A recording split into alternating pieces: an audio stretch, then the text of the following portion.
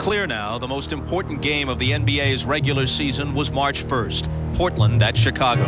Not so much for the Bulls' easy victory, but rather for Phil Jackson's bold comment on the eve of the game. I think this club, Portland, represents a team that plays in spurts, but they'll self-destruct, self-destruct, self-destruct. The game was never close enough to test Jackson's theory. Chicago rode a glaring overmatch at small forward, Scottie Pippen outscoring Jerome Kersey by 18 points in a 20-point blowout. And the point Michael Jordan made afterward stung all the more.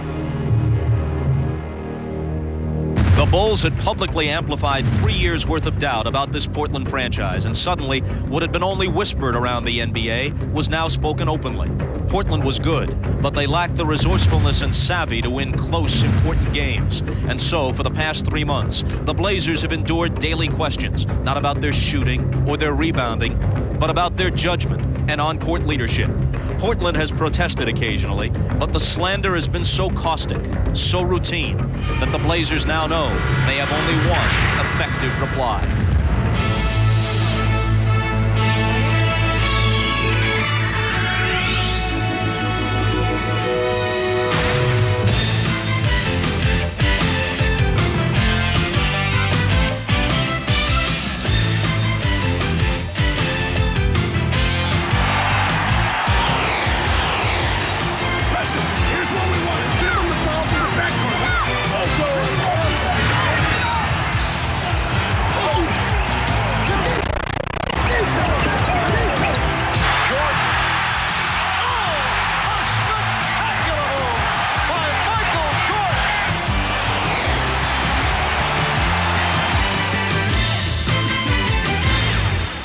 This is the NBA on NBC.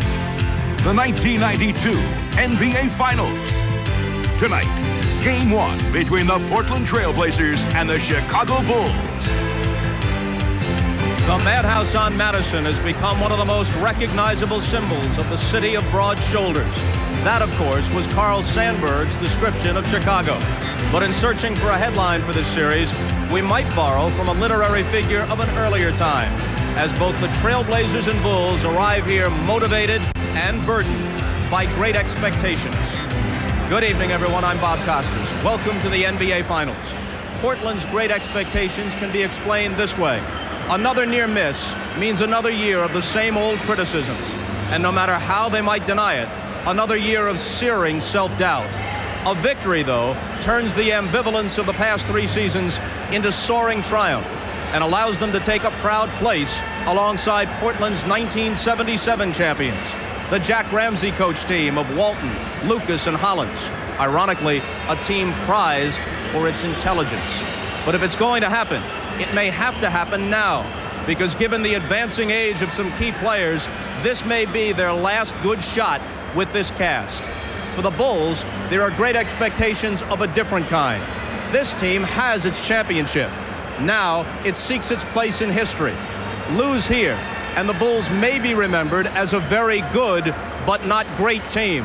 However, back-to-back titles would certify their greatness and earn them a place in the NBA's pantheon of all-time best teams. Beyond that, considering the relative youth of their nucleus, they could be in position to extend towards a dynasty. Portland and Chicago. It was almost inevitable. They were the favorites in November, and now they meet in June. Which of these two teams will fulfill its great expectations? The answer begins to unfold in a few minutes. With us tonight is a man whose team last year eliminated Portland before losing to Chicago.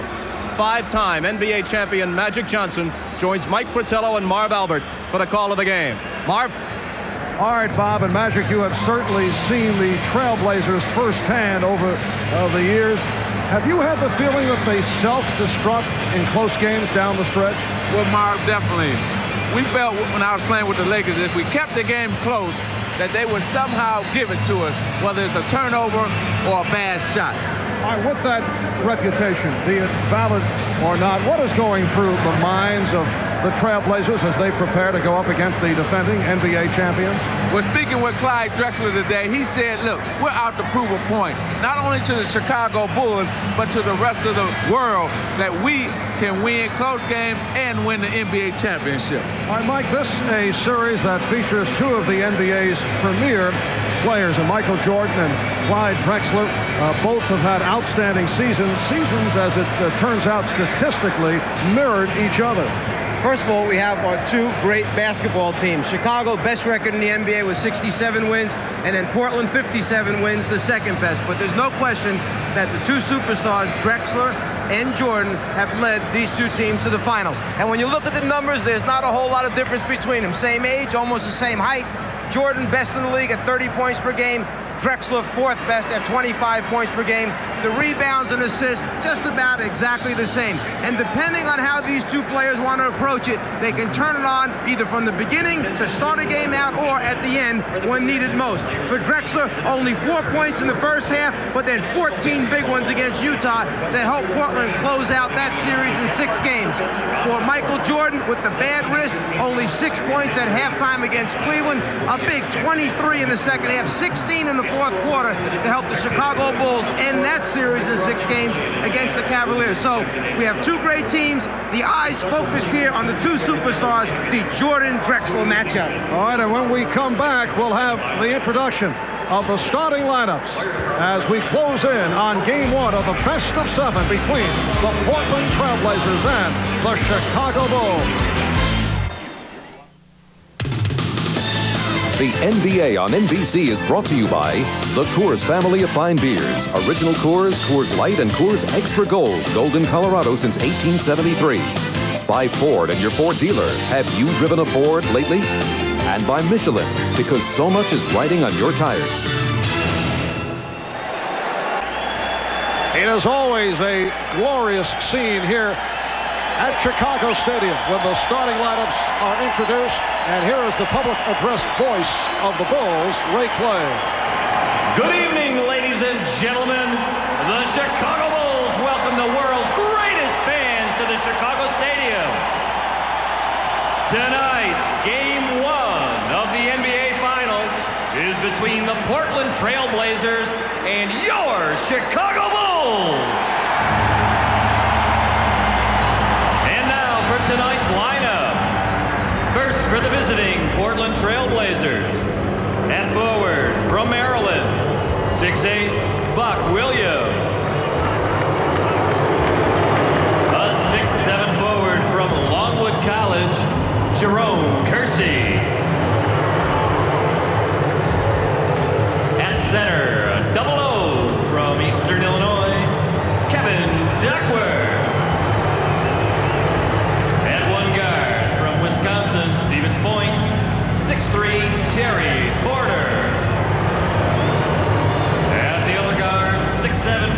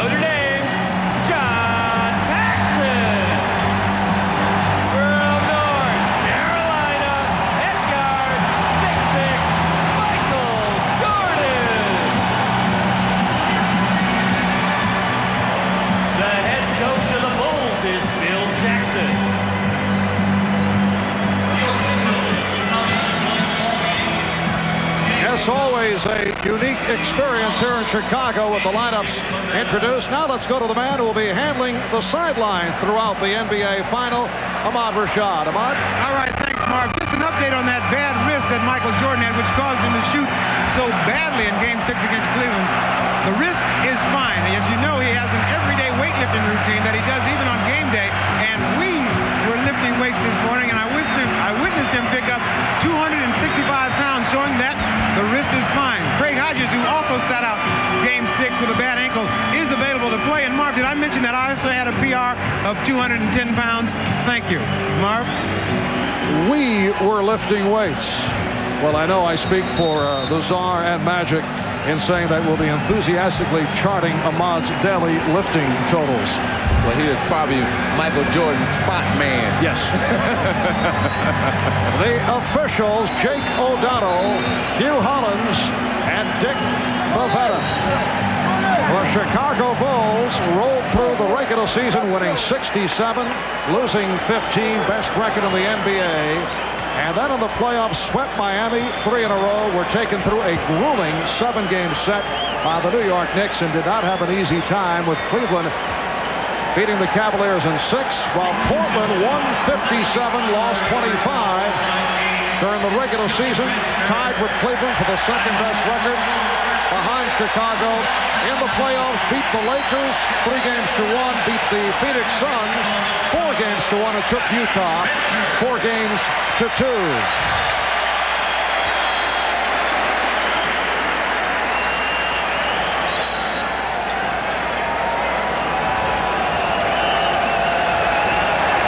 We are set for the opening tip. Bill Cartwright steps in to go against Jerome Kersey, and it's controlled, well, deflected out. And it will be Portland ball, last touched by Chicago.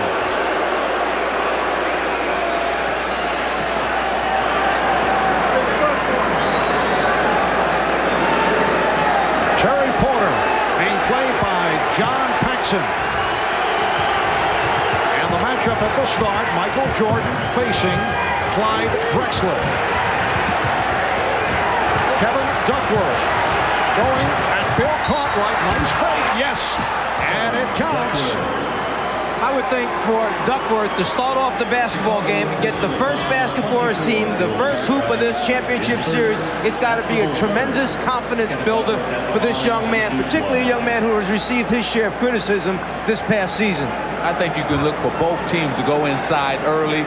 The game won't be as fast probably in the first half as it will in the second half. So look for both teams to go inside. A foul committed by Cartwright. Duckworth, a local product out of Harvey, Illinois, who had to garner up a host of tickets for tonight's game, giving Portland a 3-0 lead. Cartwright, and the good box out by Kersey. Here comes Drexler. Yes, and it counts. The foul called on Pippen. Long outlet passes that pitch ahead to Drexler and Kersey in the open floor. One of the trademarks of this Trailblazer team, Clyde, with a tremendous ability to keep his concentration and convert even though the foul takes place. One thing the fans going to have to look for here is the fact that in the last 2 series, Michael didn't have to play defense. In this series, he will have to play defense all the time. And what happened that time, Michael went to the offensive boards last time down, got caught underneath the results. Drexler ran out. Jordan spotting Pippen. Portland 5 and Chicago 2. Drexler, a line drive jump shot with Jordan.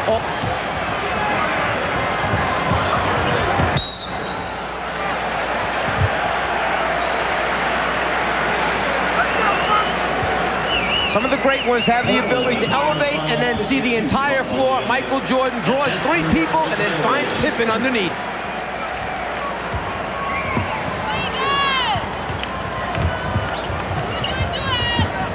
Now Pippen posting up. Cartwright blocked by Drexler. That change of pace dribble was hit by Paxson.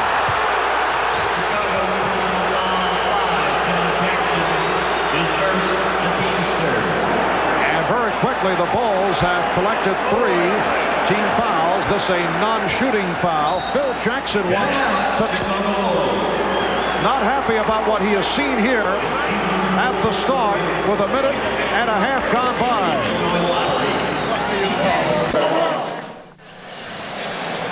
We discussed at the start of the telecast the rap put forth by Phil Jackson that the Trailblazers self-destruct in close games down the stretch. I asked Rick Adelman of the Blazers, will he use those comments to motivate his team?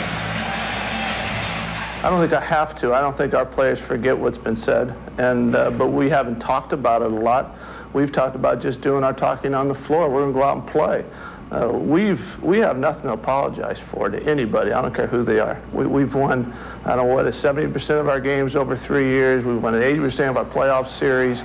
I'm sorry, that just doesn't hold water. If that's the case, then there's an awful lot of teams that are really struggling in this league. Right off the steal, Paxson finding Jordan shooting the 3. The save by Cartwright, and Grant was fouled. Called on Kersey. Well, Marv, talking about what Coach Adelman just talked about, yes, it's out there, and it is in the back of their mind. I think in Game 6 of the Utah series, they needed to win that game in a close game to say, okay, we can win close games. All right, Cartwright setting up on Duckworth, and he drew the foul. Kevin Duckworth called for his first. And Bill Cartwright, who has had a dreadful time of it at the free throw line, will shoot a pair. Bill Cartwright, when he first entered the NBA with the New York Knicks, was a very solid free throw shooter. In recent years with the Bulls, he's dropped off.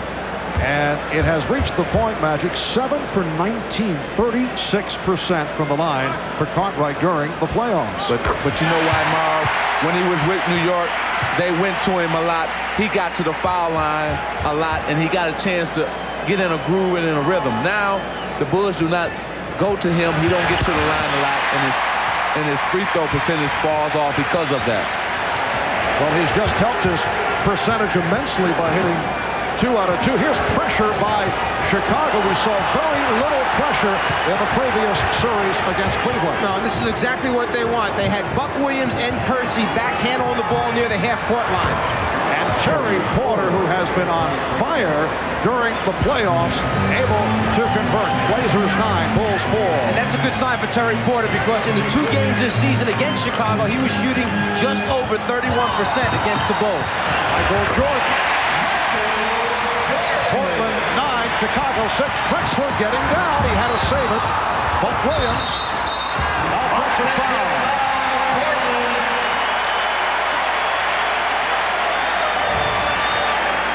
Jordan at the offensive end of the floor, the ability to hang just long enough to get that good look at the front of the rim. Tremendous concentration by Michael. But Clyde Drexler said that's what they want. They want to force Michael to the middle, to the help. They accomplished that, but Michael still scored. And then you saw the quick, long pass back, trying to get a score in transition. I talked to Paxson before the game. I said, do you want to run up and down with these guys? He looked at me like I was crazy. No way, he said. We have to be selective when we run against this team. Buck Williams called for his second. He's replaced by Cliff Robinson. Shot clock at 5. Here's Jordan. Cartwright gets to it again. Lost the dribble off his foot. 3-on-2 for the Blazers. Drexler all the way. Clyde Drexler at his best in the open floor, hitting for his 3rd field goal. He has 6, and Portland with an 11-6 advantage. Marv, nobody better leave their TV set, because there's going to be some great plays in this series. A live promo offered up here by Magic. Well, he's not lying, because when you get a guy who can take it at 6'7", lead the break, and then just decide to finish it over the top of everyone, man tells the truth. Portland has hit its first 5 from the field. Another substitution for the Blazers. Mark Bryant, 4-year man from Seton Hall replacing Kevin Duckworth, who has picked up 2 fouls. So 2 apiece on Duckworth and Williams. Cartwright being played by Bryant. Jordan shooting the 3, and Porter starts back. Drexler making contact with Paxson. Crowd looking for a foul, and it was knocked out of bounds by the Trailblazers. And Clyde Drexler caught Paxson on his back in the lane in transition, just posted him up, looked for the long lead pass, just lost control.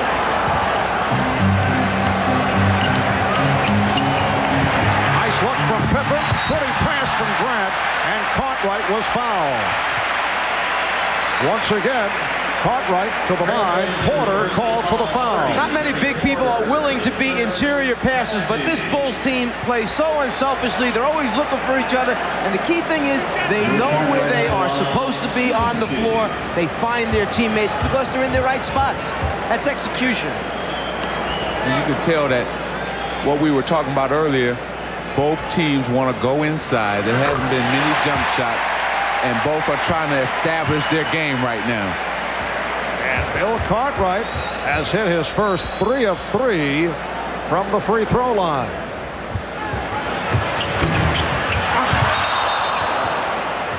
And the outside official, Hugh Hollins, indicating a lane violation that Cliff Robinson stepped in too quickly. You may leave and step over the line when the ball's released. You can see there the ball's clearly in Cartwright's hand. He's all the way across in the lane. Well, see, that's Bill Cartwright's. Watch it, how he shoots. He comes up with it and then releases. Where most free throw shooters, they come through all in one motion. He has 2 motions. Little head fake by Cartwright. Jordan able to keep it alive. Paxson for 3. Pippen back for Jordan. And the Bulls here in the early going shooting the 3-pointers. They have not been a team normally that looks for the downtown shot, while Portland does. And the Bulls have been off the mark, only 2 of 10 in this first quarter. Terry Porter. That was 2-point range. He had the foot on the line. And Porter's bucket giving Portland a 13-7 lead. One other thing to look for, when you shoot a perimeter shot for Chicago, Portland sends that man and tells him to take off for the long lead pass. They fly the jump shooter's man on the shot. He does not have box-out responsibility. So long rebounds will come back to Chicago. Shot clock has expired. It's a 24-second violation. Sometimes it's just a matter of inches between the 2 and the 3. Porter going up, touching the white line, which shows that it is only a 2, not a 3. If the fans can look at, see how Clyde Drexler is playing Michael Jordan. He's not up on him. He's playing like 2 feet off, where he's enticing him to take that jump shot. And right now, Mike is 0 for 2 from out there. And let's see what happens during the course of the game. Cliff Robinson, yes, and the Blazers have hit their first 7 field goal attempts. It's Portland 15, the Bulls 7. 5 minutes gone by. And on the other end, you have a 2 for 10 Chicago team. And once again, Portland on the run. Kersey spinning. That's their first miss of the night. And Pippen was hit on a reacher.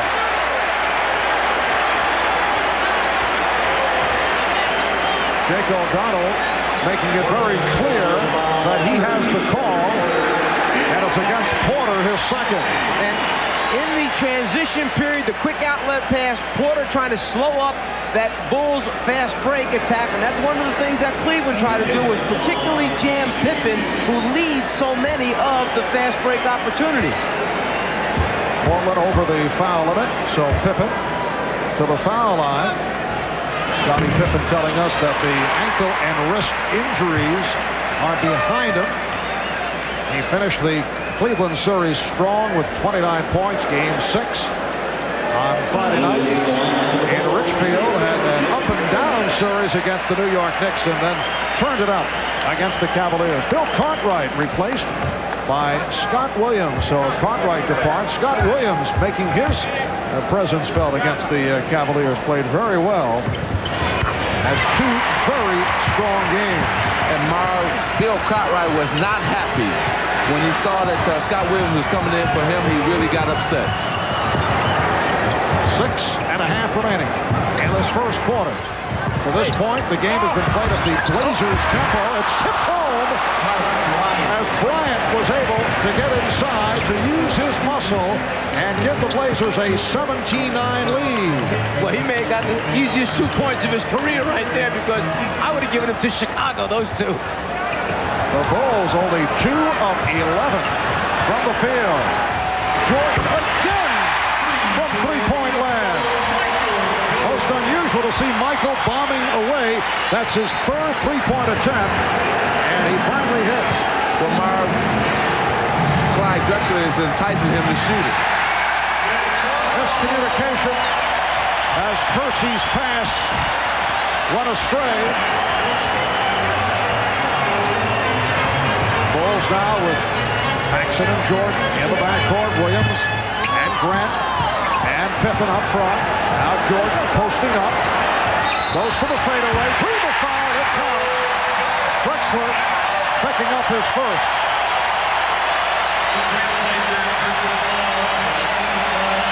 One of the things that Chicago knows it can do is post up Michael Jordan at any time it wants to during the course of a season. They didn't use it much in the regular season, but in the playoffs, they've gone to it more and more, the post up of Michael Jordan. Hey, he's their best post up player. And you know during the playoffs, you must change your game. So they have changed their game, utilizing Michael Jordan's skill in the post. Bulls again go to the pressure.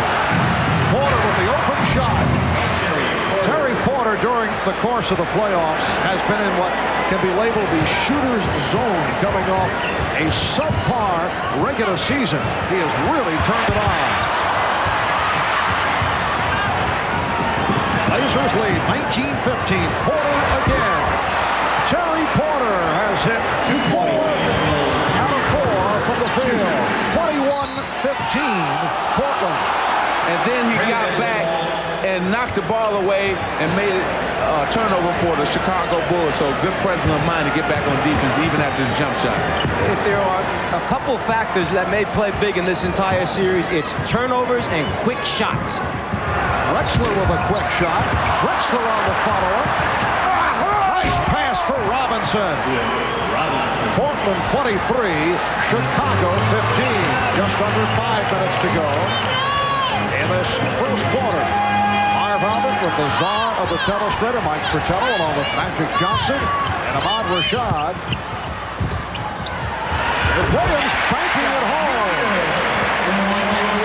Portland 23, Chicago 17. And Porter fouled by Paxson.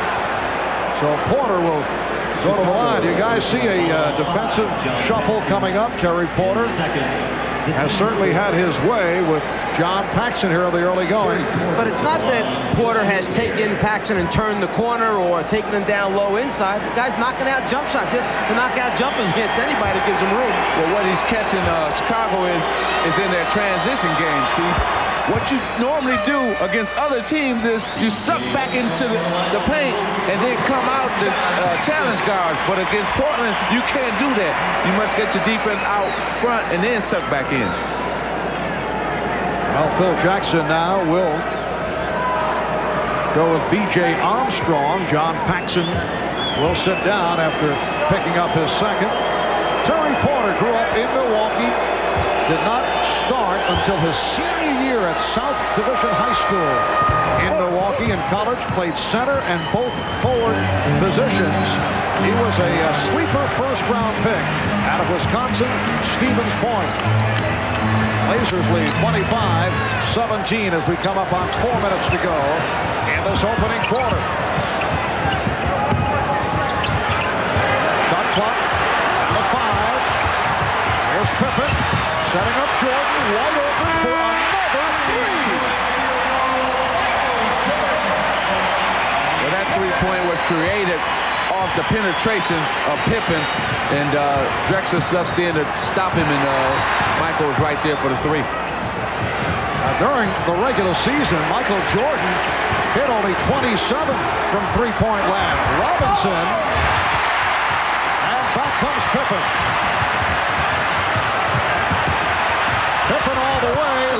possession, and it's deflected out by the Trailblazers. You were saying that Michael Jordan, normally not known for his three-point shooting, but remember what Ahmad told us, he was lifting weights this morning. Yes. He feels strong tonight. Timeout called by the Trailblazers. They lead by 5. Magic was talking about pushing out on Terry Porter. Don't drop back because he's going to pull up and try to shoot it in your face. He feels it right now in the playoffs. And then he just follows through long enough, okay, to let everybody know that he's got the stroke. Terry Porter. And he has really turned it up during the playoffs. You see the progress from the Lakers series to the series against Phoenix, and then Utah averaging 26 a game. He shot only 46% during the regular season, but during the playoffs, Terry Porter has scored 30 or more 4 times, including that career-high 41 against Utah. Well, they needed somebody to step up their game if they were going to get to this point. He was the man who stepped up his game, and Terry Porter might before drive and missed it, but he's taken them to this point where they're at now with his great outside shooting. Danny Ainge has checked in for the first time. Robinson changed his mind. Saved by Drexler.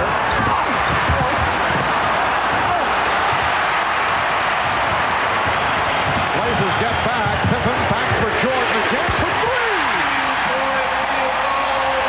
You know, Michael Jordan yesterday, in commenting about the comparisons with Clyde Drexler, said, yes, we're even in every category, although someone said, how about three-point shooting? And Drexler looks for the 3. Usually, whistle for the offensive foul against Portland. Foul committed by Mark Bryant.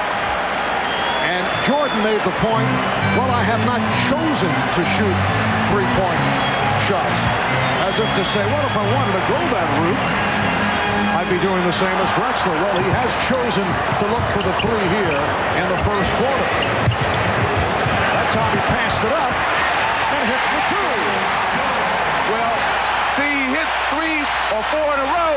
Then Clyde knows he had to come up on him, so he sucked him in that time, pump fake, and went right past him for the easy 2-point jump shot. And you see Rick Adelman is shaking his head on the sideline. What he's thinking about is they are not coming to meet the basketball against this Chicago team. You can't wait for the ball to come to you. Oh, a strong move by Kersey to draw the foul. The basket counts, and Jerome Kersey will go to the line. Portland leads by 2. Kersey, the ability to put it on the floor, take it to the basket, one of the big pluses for this Trailblazer team. They have so many guys that can put it down and take their defenders off the dribble. That stopped a 10-2 run by Chicago, sparked by Jordan, who has 16 points in this first quarter. 3-point play for Kersey. And it's Portland 28, Chicago 25. 2 minutes remaining in the first. Jordan eluding Robinson. Yes! 18 from Michael Jordan. Traveling violation. Well, Coach Patello said, Magic, what do you think Michael's going to do? Is he going to come out fast or slow? Here, behind the back, he just tricked. Cliff Robinson went right up. He's in his groove right now. He feeling it. He wants the ball, and he wants to lead his team in his first quarter. Here's Armstrong. A.J. Armstrong hits on his first field goal attempt. The Bulls lead 29-28. Drexler with a beautiful move, and he is hammered. Wait a moment. Dick Bavetta appeared to be calling the foul against Chicago, but Jake O'Donnell changed the call. The outside official said no, it's an offensive foul. But Dick Bavetta stopped short of making the call, checked with the outside official, basically said, did you have a better look at it, a better angle than I did? Jake nodded, said yes. Jake took the call. Clyde Drexler did not like the call. Now, Jerome Kersey will sit down, and a one-time Chicago ball. Enos Watley has checked in. He's guarding B.J. Armstrong. And I would get Drexler out of there as soon as I could if I were Rick Adelman. You got 2 fouls on your guy, take him out, rest him for the end of this quarter. Grant from Jordan. The Bulls 31, the Trailblazers 28. See, this is the time that Portland has to slow their game down now. Okay, let's see what we got here. Not go so fast. You got to take that crowd back out of it. I'm sorry, Marv. Take the crowd back out of the game. Knocked out by Armstrong.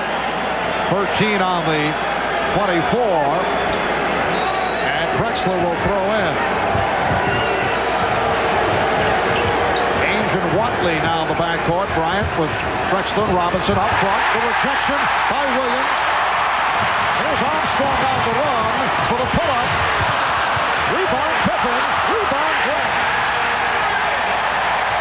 The Bulls by 5. And you can see the excitement in BJ that time. He couldn't wait to get down the court and then actually took a shot that was a little bit too quick, I'm sure, for what Phil Jackson would have liked. Robinson. Cliff Robinson getting the roll, and it brings Portland within 3. 15 seconds to go in this first quarter. Well, one thing that Chicago has not seen very often in the playoff is a 30-point quarter for their basketball team. So they got to be happy with the way they're scoring. Jordan. And time has run out in this first quarter. Jordan, 7 for 13 from the field, including 3 three-pointers to turn it around after the Trailblazers hit their first 7 field goal attempts. So after 1 here in game 1 of the best of 7 NBA Final, it's the Bulls 33 and the Trailblazers 30.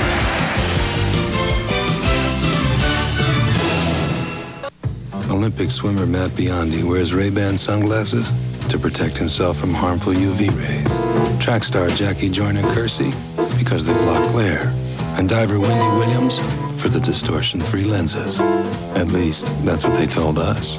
See for yourself during Ray-Ban Sunglasses' special 30-day trial. Now through August 31st at participating retailers. Ray-Ban Sunglasses by Bausch & Lomb. Proud sponsor of the 1992 U.S. Olympic team.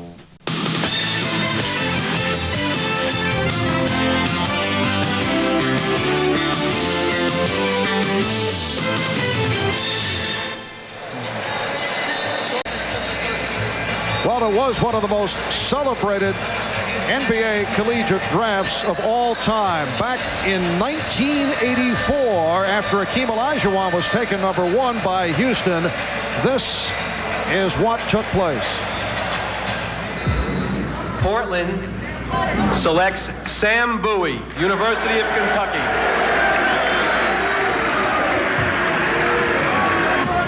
The Chicago Bulls pick Michael Jordan of the University of North Carolina. Well, Sam Bowie was taken by the Blazers as the 2nd pick in the draft. And they have certainly heard about that selection a few times over the years. Michael Jordan then was the next selection. Back in '83, the Bulls going with Enos Watley, who, as it turns out, is now a member of the Portland Trailblazers. They took Watley ahead of Clyde Drexler. But you flash back to that time, most NBA teams would go for the big men because they felt that if you had a shot at a championship, it would usually start at the center position. Bill Cartwright just checked back in as the second quarter gets underway, as called for his 2nd foul. And Marv, you're right. At that time, everybody felt you had to have a center, like Kareem or somebody, and that's why they picked Sam Bowie, knowing that they had Clyde Drexler. So where are you going to fit Michael in at? The other question about Sam Bowie, who certainly had a decent NBA career, the injury problems that he had at University of Kentucky. Sam now, of course, a member of the New Jersey Nets. Here's Porter. Terry Porter continues the onslaught. He's 5 for 5. He has 12 points. The Bulls now lead 33-32. And Bobby Hansen A seldom used player by Phil Jackson has come on here at the start of the second quarter. Pippen was fouled, hit by Robinson on the block. The early entrance of Bobby Hansen may be the result of the Craig Hodges sprained ankle, although Hodges is in uniform and ready to go. And the other thing is you have Danny Ainge on the floor with some size at the guard position. Phil Jackson bringing out Bobby Hansen, who has equal size and strength to match up against him, not to give Ainge a real good look at the rim. And you know that in this series, Marv, Michael Jordan's going to have to get more rest because you're playing an offensive threat in Clyde Drexler. It's not Craig Eglow or nobody where he can rest on defense. He's going to have to play defense. That's why you're probably going to see more of Hansen as this series progresses. Michael Jordan sitting down following that 18-point first quarter. So it is Hansen matched with Ainge. Buck Williams is back up front with Robinson and Duckworth. Ainge and Porter in the backcourt. Robinson around Pippen. And it's handled by Williams. 3-on-2 for the Bulls. Pippen for Hansen, wide open. Yes. Bobby Hansen, who spent 7 years as a member of the Utah Jazz, 1 year with Sacramento, off the bench to hit on his first field goal attempt. Bobby Hansen's one of those kamikaze guys. You put him out there, he gives everything he has for the minute that he's on the floor. A great role player for a team. And when we were out there doing our pregame, as you want to call it, I was telling Danny Ainge, I said, hey, you in another championship? Well, Hansen came over and grabbed me and said, look, Irvin, I just want to win one. He's already won one. Bobby Hansen had played in only 4 of 16 games in this year's playoffs. Here's Ainge. Rebound, Buck Williams. No box out, and Buck Williams able to put it home. The Bulls now lead 37-34.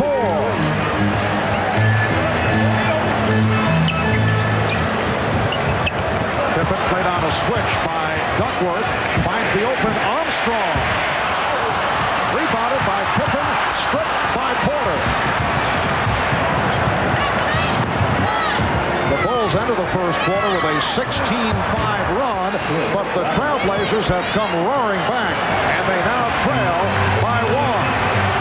Portland did shoot 13 of 19 in that first quarter, hitting their first 7 field goal attempts. Chicago 11 of 24. Illegal defense called for the first time against Portland. 9:34 to go in the second quarter. It's Chicago by 1. We'll be back in a moment. The NBA on NBC is brought to you by cold-filtered Miller Genuine Draft and Miller Genuine Draft Light, taking the country by storm. By the new Mazda. Mazda, it just feels right. And by Levi's Dockers. Nobody does color like Dockers.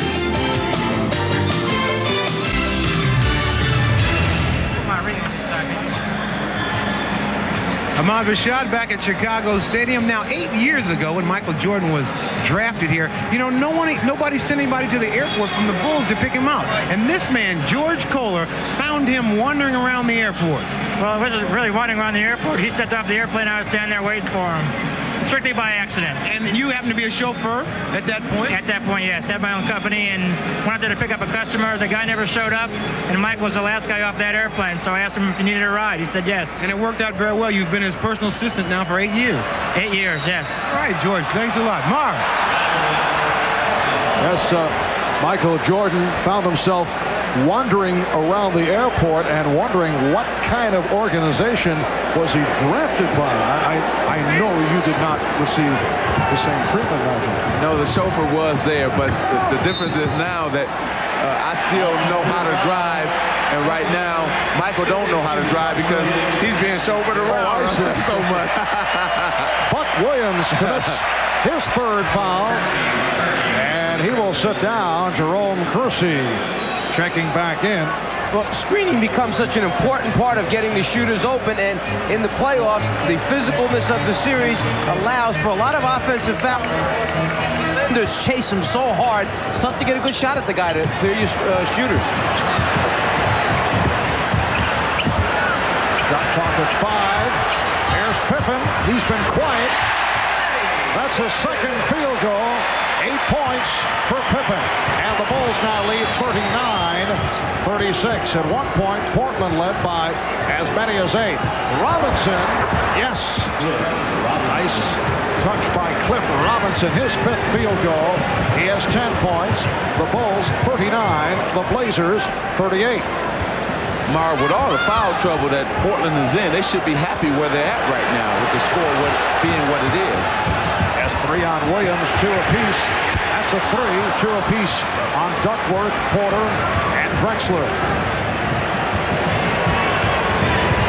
Porter putting moves on Armstrong. A rare miss for Terry Porter. Armstrong ahead of the field. It's Chicago by 3. And B.J. Armstrong, taking a page out of Portland's playbook, took off on the shot, was down the floor, just waving, hoping Pippen would look up. Danny Ainge buries the 3-pointer. And for Portland, their first 3-point field goal. So Danny Ainge in playoff competition now tied for 2nd all time in 3-pointers. Michael Cooper, number 1, but within range of Ainge. Scott Williams. Strong move by the second-year player out of North Carolina to give the Bulls a 2-point lead. Well, during the regular season, Ainge shot 35% from the 3-point line. Here in the playoffs, over 48% from the 3-point line. Robinson with the step as he whipped by Williams. This was a big matchup concern for Chicago. Would Robinson be too quick for that backup guy to guard once Chicago started making substitutions? The backup guy happens to be Scott Williams, and so far, he can't handle Robinson. Cliff Robinson in his 3rd year out of the University of Connecticut has come off the bench to hit for 12 points. Armstrong, yes.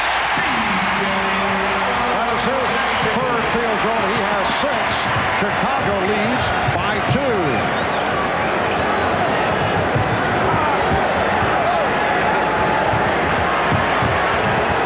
Porter, foul by Armstrong.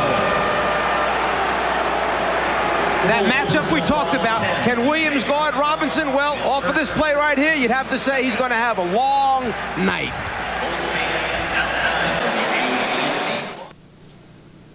Oh, hi, you guys. Branford and I just sitting here waiting for the game to end so we can get to work on the Tonight Show. Tonight, Harrison Ford, Louis Anderson, Star Jones. What do you got for music? Music of John Cicada. Oh, it's good. Tonight Show tonight. Very good. You're doing very good. Oh, thanks, Jay. I'm trying my best, but the game. Oh, the game. The game. Where's the game?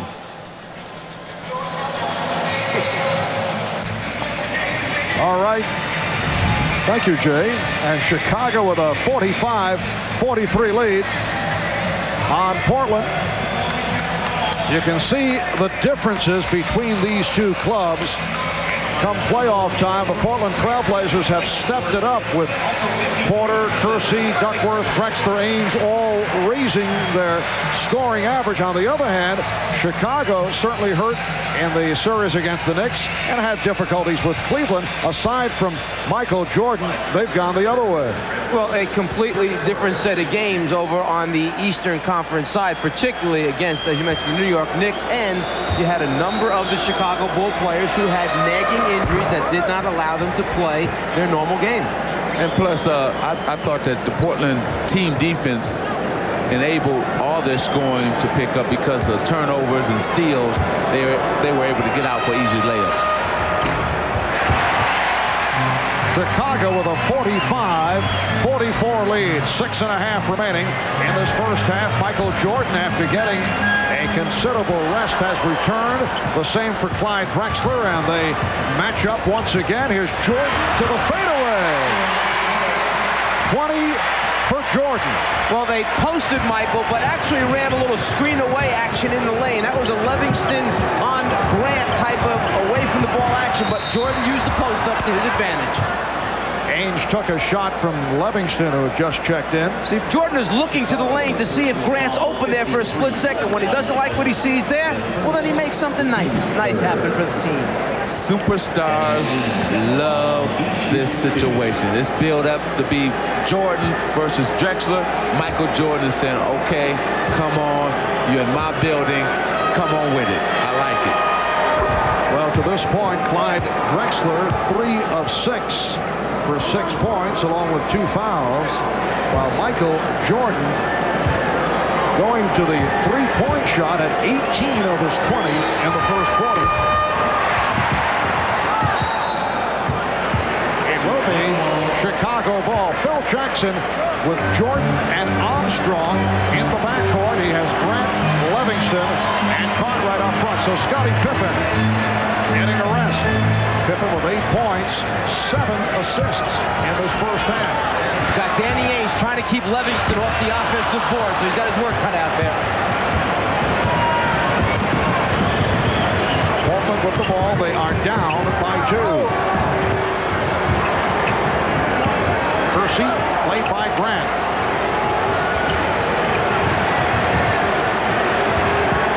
Shot clock at 5.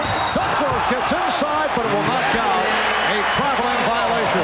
Well, the rotation along the baseline for Chicago came a little bit late, but it was still just enough to bother Duckworth as he turned to make the layup. He had to pause for a second. The travel took place. This is game 1 of the best of 7. Game 2 here on Friday. 9 o'clock Eastern time here on NBC. And Grant hit the deck, shaken up, but he's all right. Chicago leads by 4. Drexler for 3.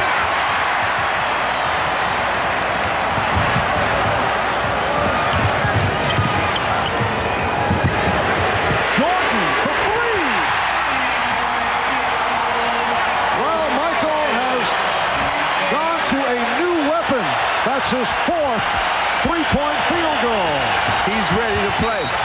He is ready. The Bulls by 7, and Portland takes a timeout.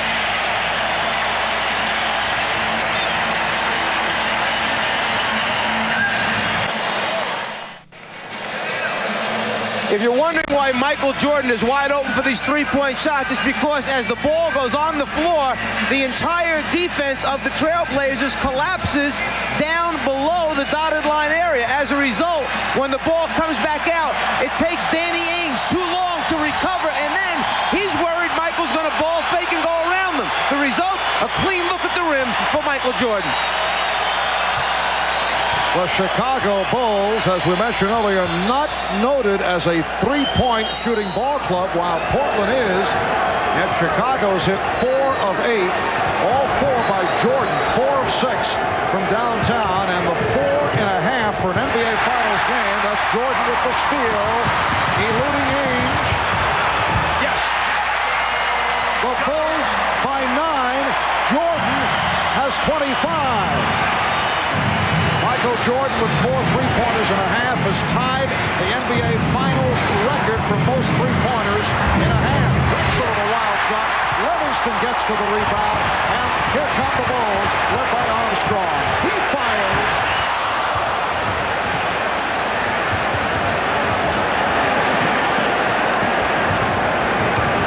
Terry Porter blocked by B.J. Armstrong.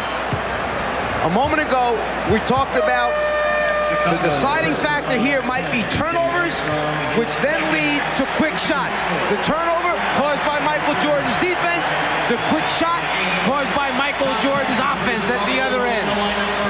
I tell you, the tale of the tape. See, this is what Michael lived for. He wanted this challenge, and he's showing Clyde, not only Clyde, but the world that, hey, I am the greatest, I am the best in the world. Drexler wide open, passed on the outside shot, and then he drew the foul. It was packed on the play. Jordan now has 25 points. Cartwright called for the foul, his third. 25 for Jordan. The most points in an NBA Finals game in one half. 33 by Elgin Baylor. He did in April of 62, and we still have 3:41 remaining in this half, and Jordan is only 8 points away from that all all-time record. Well, we just saw Clyde pass up a wide-open 15-foot. I mean, can guarding somebody that puts 25 on you early kind of make you think twice about what you want to do? Exactly. And Michael has taken him out of his rhythm, and also 2 fouls has not gotten Clyde, not enabled Clyde to get into his rhythm. Michael is in his rhythm, but Clyde is not into his offensively. The Bulls lead 54-47. Drexler went for the steal, and it's Jordan again. Michael Jordan, 11 for 17, 27. Oh, Kersey with a facial. Jerome Kersey cuts it to a 7-point Chicago lead. We come up on 3 minutes to go in the first half. And Marv, this is an important 3 minutes for the Portland Trailblazers to try to stay in this ball game. Jordan with the one-on-one move, found Grant, tipped home by Scott Williams. The Bulls 58 and the Blazers 49.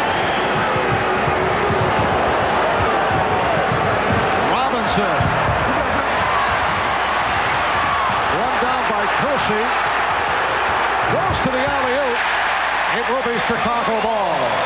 And those are the kinds of plays that if they happen at the wrong time, they wind up leading to runs, particularly by a Chicago Bulls team.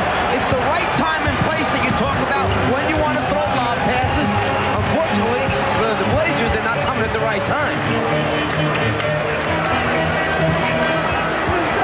2:20 to go in the first half. Pippen rebounded by Grant. Jordan for 3. Yes! That is an NBA Finals record. 5 3-pointers in a half.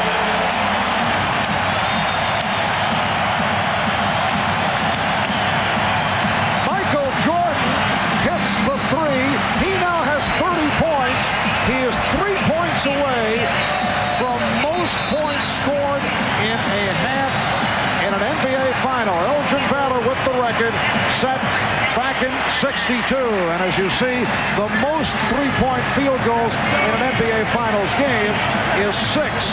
Michael Cooper did it for the Lakers against Boston. Phil Laimbeer of Detroit did it against Portland. My, oh my, oh my. That's all you can say. Michael Jordan loves this platform of displaying his skills, and especially, like I said, he got somebody in Clyde Drexler to go against. The Bulls have opened up a 12-point lead. 2 minutes remaining. First half.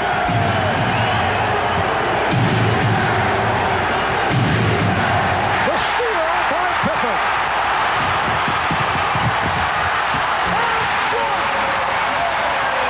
32 for Jordan. The Bulls by 14.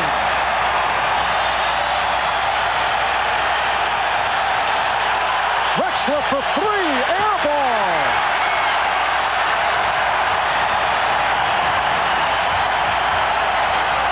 Here's Jordan for 3, yes! Did you see that look? Michael indicating he can't believe it. Well, if you take those hurried shots, that's what's going to happen. The runs of the Chicago Bulls can open the game wide open. The defensive pressure, the steals, the transition game, and then Pippen taking it to the hole. Michael following it back up again, throws it down.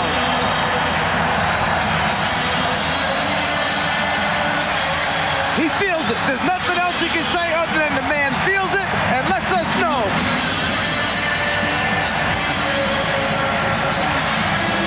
Oh, here's a 3 again. You know, and just let us know that, hey, I'm feeling it. I'm feeling good. It's my game. I love it. I love it. And Michael Jordan with 35 points has set an NBA record most points in a half in an NBA championship series. He has keyed this 19-4 Chicago run over the last 4 minutes. So Michael Jordan has erased Elgin Baylor, Two-time Los Angeles Laker from the record book. Baylor with 33.5 back in April of 62. And Michael Jordan with his 6th three-point field goal has tied an NBA Finals mark for most three-pointers in an entire game. What more can you say? What more can you say? I mean, you know, let's go back to what we talked about at the top of the show. Poor decision-making. Right now, Portland is making poor decisions. Three-pointer by Clyde Drexler, air ball. Cliff Robinson shoots off-balance shots. It returns a layup. Steal by Pippen on an errant pass. Dunk Michael Jordan. So it's just poor decisions leading up to this big lead. And the other thing you mentioned, Magic, in the last 3 minutes, so important because championship teams know when they've got their opponents' heads down a little bit. Instead of going in with a complacent 10, 12-point lead, they try to bury it just before halftime. Exactly. And this is a Portland club that opened up by hitting its first 7 field goals. We talked at the start about the fact that they have certainly had the reputation about losing their poise. Cliff Robinson. Robinson has played well. He has 14, and the Bulls now lead 66 to 51. You know, normally when you're down this big, you say, well, the team must not be shooting well, but Portland is shooting over 61% in this first half. And Grant took a push from Robinson. That a second foul charged to Cliff Robinson. Michael Jordan with 18 points in the first quarter, 17 in the second. Remember, he sat out a good portion of this second quarter. Here's Jordan again from downtown. So he's 6 for 9 from three-point range. You know what's making this 35 points that he has in the half so outstanding is the fact that normally he's driving and doing spectacular shots in the lane, and tonight it's all jump shots. And he stayed away from the outside shot against the Cavaliers in Game 6. That's an illegal defense call for the first time against Chicago because Michael Jordan was bothered by the sprained wrist, and then he went to the drive and certainly excelled and took the Bulls to the victory down the stretch of the fourth quarter. 16 big points in the fourth quarter against Cleveland. Kersey rejected by Grant. The Bulls with a 3-on-2. Final seconds of this first half. Grant. Williams knocked it away, and time has run out.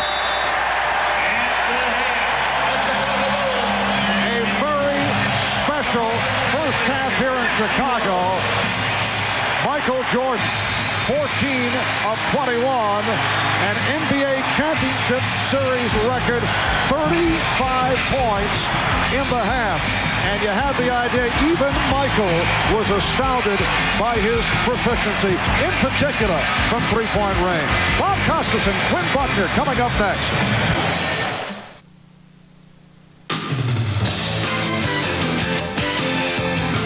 This is the Prudential Halftime Report, brought to you by the companies of the Prudential. In a changing world, one thing remains rock solid, the Prudential. Halftime at Chicago Stadium with the Bulls leading the Trailblazers 66 to 51. The Bulls have outscored the Blazers by 26 since midway through the first quarter. That, of course, is when Michael Jordan took charge. We welcome you back to our perch here in Chicago Stadium. I'm joined by Quinn Buckner. Michael Jordan has broken Elgin Baylor's finals record for most points in a half. As Marv Albert pointed out, Elgin had 33 and a half in Game 5 in 1962 against the Celtics. Michael goes for 35 here in the first half and hits 6 of 9 from three-point distance. Bob, it was just incredible to sit here and watch this guy go at the basket the way he did. He had 18 in the first quarter, which is good. But one of the things that most of us don't think about is the bench. The bench for Chicago came in. They even had Bobby Hansen come in. It allowed Michael Jordan at the end of the first half to have, going into the second quarter, to have a 6-minute rest. And that's why he was able to come back with the onslaught in the second quarter.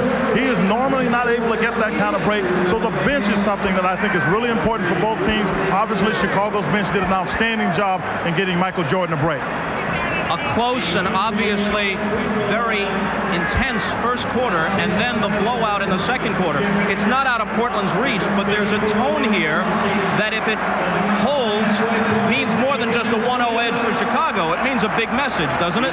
Well, I think it can be considered a message, but first of all, you got the score moving toward where Portland wants it. Once they get it over 110, they're pretty effective. But the Achilles heel of Portland has always been their decision-making on taking shots. I thought they started taking shots too quickly. When they missed them, the Bulls converted. That was the problem, I thought, for the entire second quarter for the Portland Trailblazers. Okay, shifting gears here from basketball to tennis. At the French Open today, there was intermittent rain throughout the afternoon, so only 2 of the men's quarterfinal matches were completed, but they involved the remaining American men in the draw. Here's Dick Enberg in Paris with a report. On another rainy day in Paris, it was a bright day for U.S. tennis. 2 Americans have made it into the French Open semifinals, and one is the defending champion, Jim Courier. The 21-year-old Floridian defeated the talented Croatian Goran Ivanisevic. Courier hammered his huge forehand unmercifully at his southpaw opponent, rallying from a breakdown to win the 4th set and the match. Jim Courier is into the semifinals. For the 4th straight year here in Paris, he'll meet Andre Agassi. Agassi advanced today by defeating Pete Sampras in straight sets. The 2 Americans battled through a tight first set to 6-all in a tiebreak when Agassi at set point in the near court mishit an overhead for a fortunate net court winner to capture the set. Sampras was never the same. The 11th seed Agassi wins in straights. So on Friday at 10 a.m. Eastern, 9 Pacific here on NBC, you'll see a rematch of last year's final. Agassi later went over on court 1, teaming with John McEnroe in doubles. They were defeated in straight sets. And that's our story from Paris. We return you to Chicago and NBA Showtime.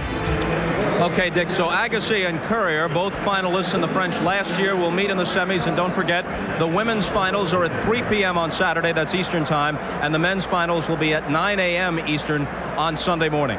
Coming up next from Chicago, Marv, Mike, and Magic will take an in-depth look at Michael Jordan's nearly unbelievable first half. We'll have many of the highlights. That's right after this message from Prudential and a word from the NBA.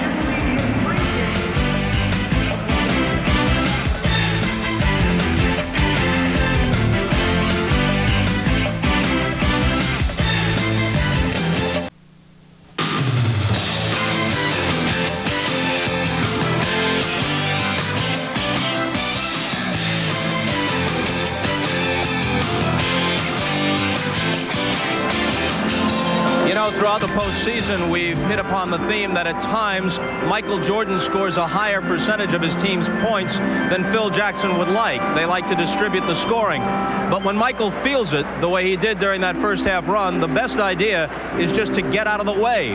Clyde Drexler or anybody else might be the second best player in the league.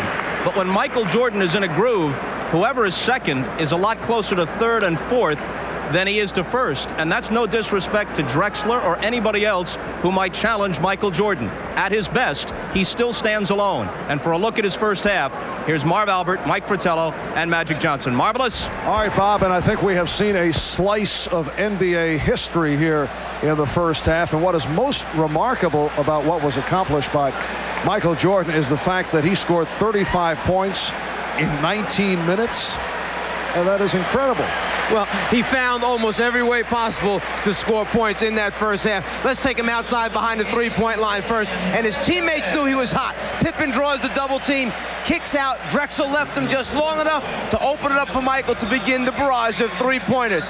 Then the record-breaking three-point opportunity came along the way, which set a new NBA record. He went to backing people down to fall away jump shots. Michael felt it. The team felt it. Now, you forget about that he's an all-pro first-team defensive player, and here he makes a steal. He comes down, and when he's in the groove, pulls up for the jump shot, and you know what it is. It's money. It's good. And now he comes back, and he's hustling at all time. He trails the break, slam dunk. It's Michael Jordan's show. Well, it was so good that we had to show you the record breaker. Michael all alone, no one near him. In fact, he's a foot behind the three-point line when he knocks down the big one to break the NBA record. The NBA record that was held by Elgin Baylor. He had scored 33 points in a championship series game back in April of '62. Michael with 35 for the half. And Magic, how about this stat line? 19 minutes, 14 for 21 from the field, 6 for 9 from three-point range, 1 for 1 from the line, 35 points. But I don't know, he missed 7 shots. The wrist must be bothering him, I think. It must be. I think the Portland Trail Blazers hoping in the second half that his wrist will be bothering. But I think what he did, he came out to show the world that he is number one. Like Bob said, everybody else is a distant second. Well, Michael, from time to time, as we have seen, will use different situations to try and rev himself, be it a fan sitting courtside in Cleveland, as we saw in the Bull Cavalier series, or it could be a player, John Starks or Xavier McDaniel, who might annoy him for the moment, and it gets him going. In this case, there was no question it was the sight of Clyde Drexler that got him going. Well, the fact that they've been billed as the 2 best off guards or scoring guards in the NBA, Michael trying to prove that there's a little bit of distance between number 1 and number 2. But the sad thing is, we're going to have to hear Ahmad take credit for this, that it was him training this morning that brought Michael to this new height. Yes, it was that pumping that Ahmad was able to orchestrate. Bulls hear it from the crowd as they step back on. Michael Jordan, 35 points in the first half. We'll be back in a moment.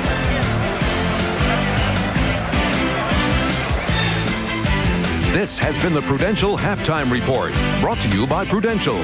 Come to the companies of the Prudential and build your future on the rock.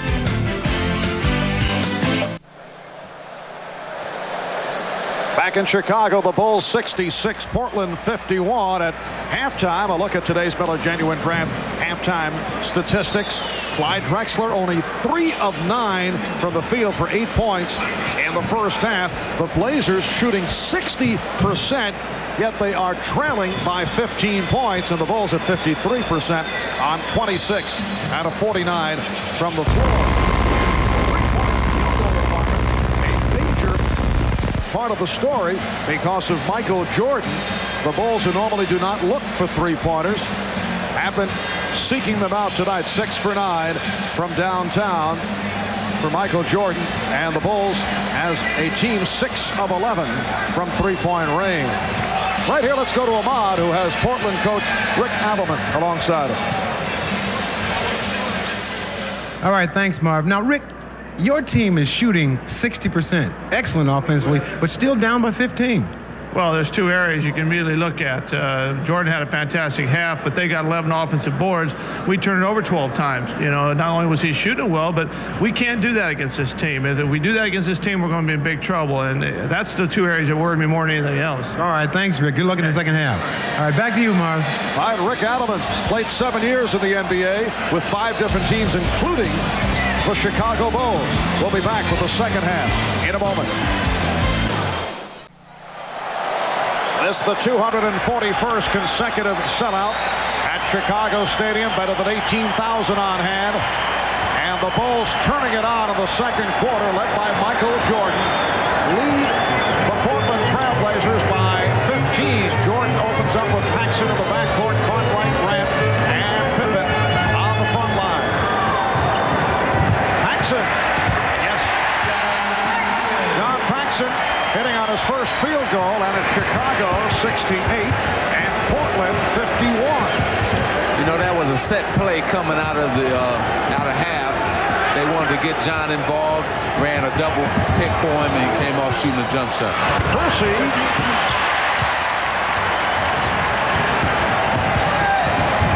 High-point men for Portland. Cliff Robinson with 14 and Terry Porter with 13. Cartwright. So Bill Cartwright with his first field goal. For the Bulls, only Michael Jordan in double figures. Scottie Pippen with 8, Horace Grant with 6, E.J. Armstrong, Scott Williams each 6 points. You see the Chicago Bulls defense up overplaying, denying Portland, forcing him to pop down deeper to start their offense. And And off that bucket by Drexler, the Bulls now lead 70-53. Minute and a half gone by in the third quarter. Cartwright getting the good position, then threw back out to Pippen. Paxson checked the clock. Grant. The difference in the Chicago offense compared to the difference in the Portland offense is the fact that Chicago is taking their time. They're running through all the options. When the first option breaks down for Portland, though, they go to a one-on-one and take bad shots from going to the one-on-one, where Chicago flows in their offense. And that's one of the things they wanted to stop was the quick shot type of thing. The jump ball that time produced by the excellent defense of Grant. Timing it, getting it from behind. During the course of the playoffs, following the series against Miami, Chicago sweeping by Miami in 3, we have rarely seen the Chicago Bulls. Pippen off the break. What a recovery by Pippen, because the ball was knocked away, but Pippen was able to get it back, and Portland wants to talk it over.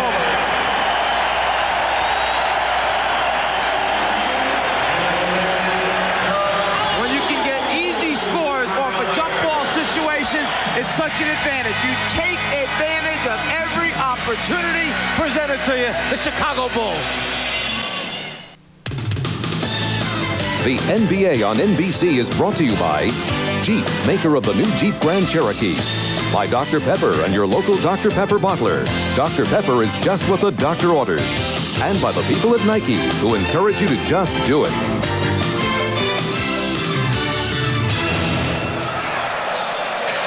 Scottie Pippen on his way to a triple-double right now. 10.7 rebounds, 7 assists. At the end of this layup, watch how he almost loses the ball right there. But those big hands hold on just long enough to guide it in. The soft touch by Scottie Pippen. Going back to the latter stage of the second quarter, over the last 8 minutes, Chicago has outscored Portland 27-8. And they have this big lead, 74-53. Another Portland turnover. Paxson open. Yes. So the Bulls now lead 76-53. And Chicago got the Trailblazers where they want them. Just playing random offense and turnover again. Here comes Pippen.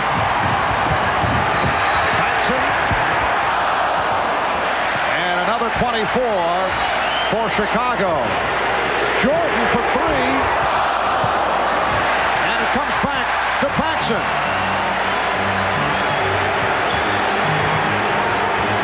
And now Jordan being guarded by Porter. Here's Pippen. Yes, and it counts.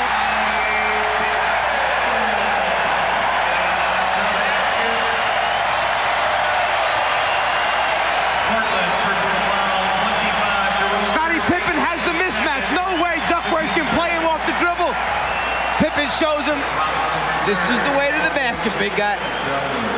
But credit Horace Grant with this move, because Horace Grant moved out of the post for him.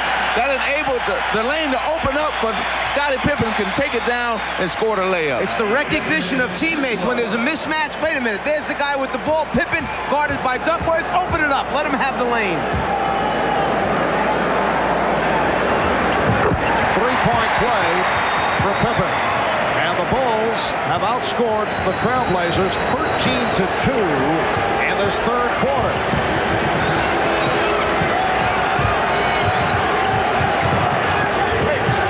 Robinson.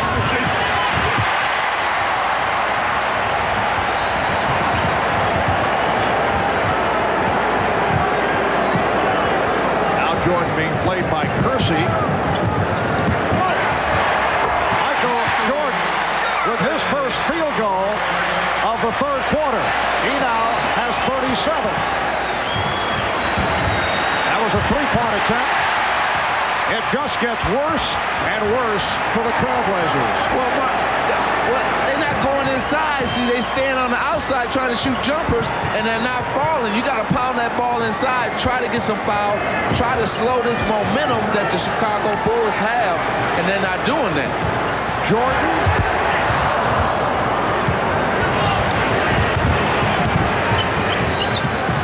Bulls with an 81-53 lead.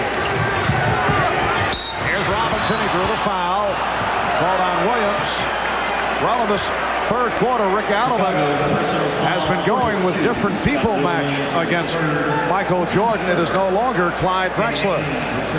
You know, we had heard in the build-up prior to the game that is Michael Jordan going to be worn out having to play somebody like Clyde Drexler? What's it going to do to his offensive game? Well, what's happened is Michael Jordan's offensive game is right at the top of itself, and if there's anybody right now who should have a concern, okay, with the matchup situation, Rick Adelman now has made a change, and whether or not this is a statement that he will continue to do throughout the series remains to be seen, but certainly Drexler was not the right guy in that half to be playing Michael Jordan.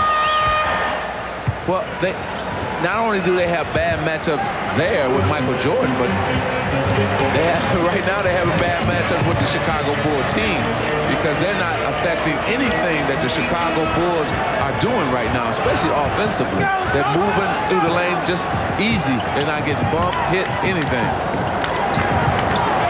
Shot clock at 4. And it will be Chicago ball with 1 on the 24.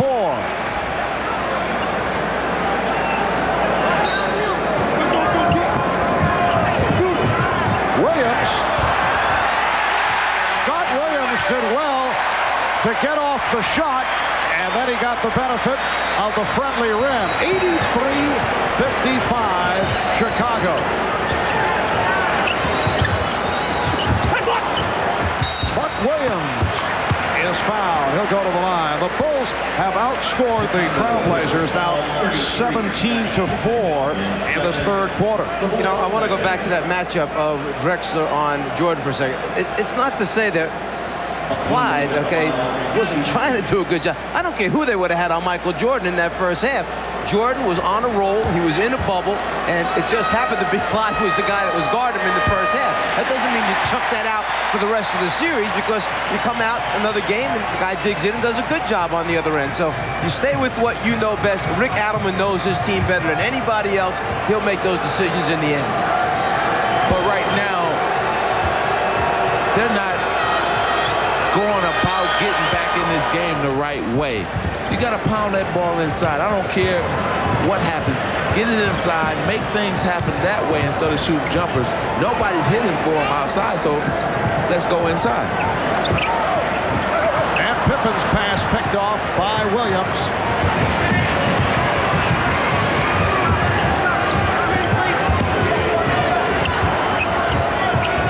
Now Drexler picked up by Grant.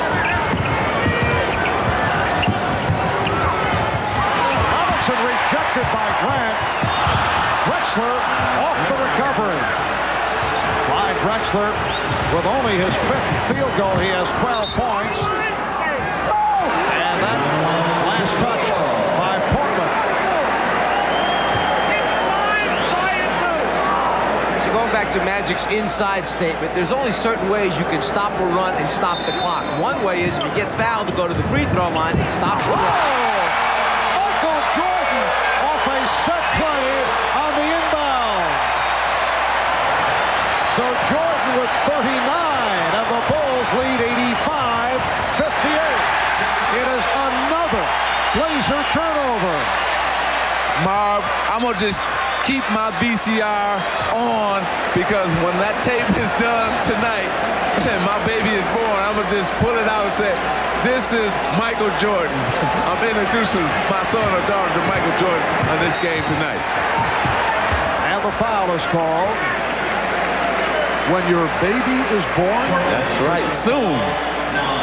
Out of bounds underneath. If you turn your head for a second, Jordan will back cut you, go to the rim. It's just a matter of lobbing the thing up on top. They love starting Michael in the middle of the lane, and then he operates from there. Are we looking at momentary? Scottie Pippen with 15 points.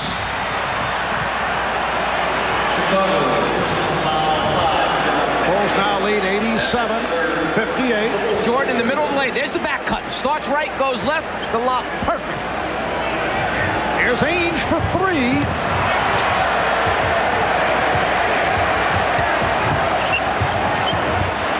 Robinson rejected. And Pippen puts it down. Well, this has reached the point of embarrassment for Portland. They are being blown away here in the third. 5:23 remaining.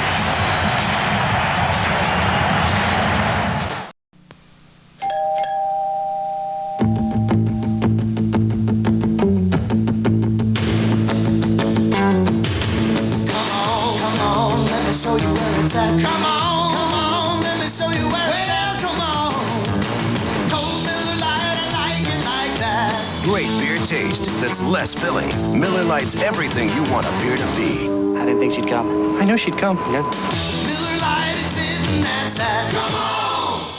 She's single. You're interesting. Really? You're so average. She's sexy. You happen to look very pert. I'm his wife. I'm his father. My parents think we're married? Psycho. I'd like for you to call me Dad. Oh, my God. I guess he was under the impression that I was insane. I want this marriage to work. What marriage? Steve Martin, Goldie Hawn. No. House Sitter. Rated PG. Sneak preview Friday and Saturday. I'm Spike. This is my house. And these are my air raid sneakers. Today, let's talk some trash. I'm better than you. Am not M2. Am not M2. Am not trash. Am not M2. Am not M2. M2. Am not M2. Am not M2. Am not M2. Am not. Hold up.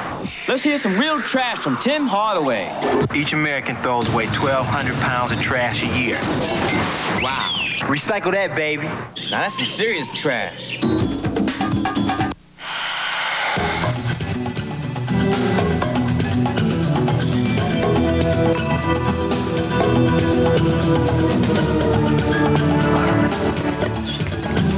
Introducing the new Jeep. With an all-new four-wheel drive system and exclusive standard driver's side airbag. No other vehicle gives you so much latitude.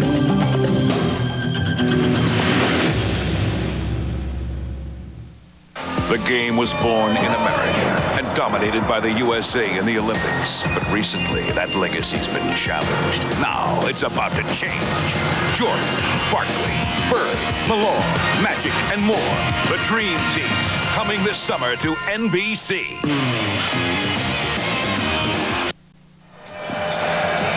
A few moments ago, the lob to Michael Jordan. Here's how they set it up. The two big men set screens.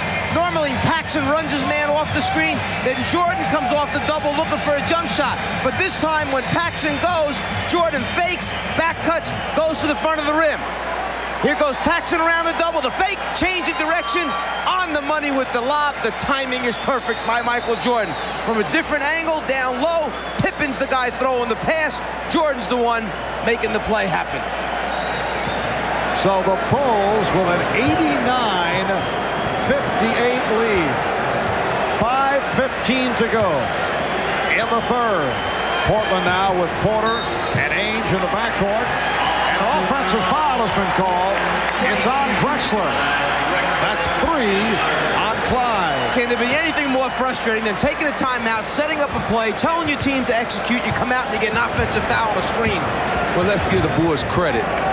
The way you beat Portland is to get them in a game like this, where they have to think, they have to make decisions, and usually they come up with poor decision-making, and they've done that throughout this game. Poor decision. Tip in right there by Williams, but they've been frustrated.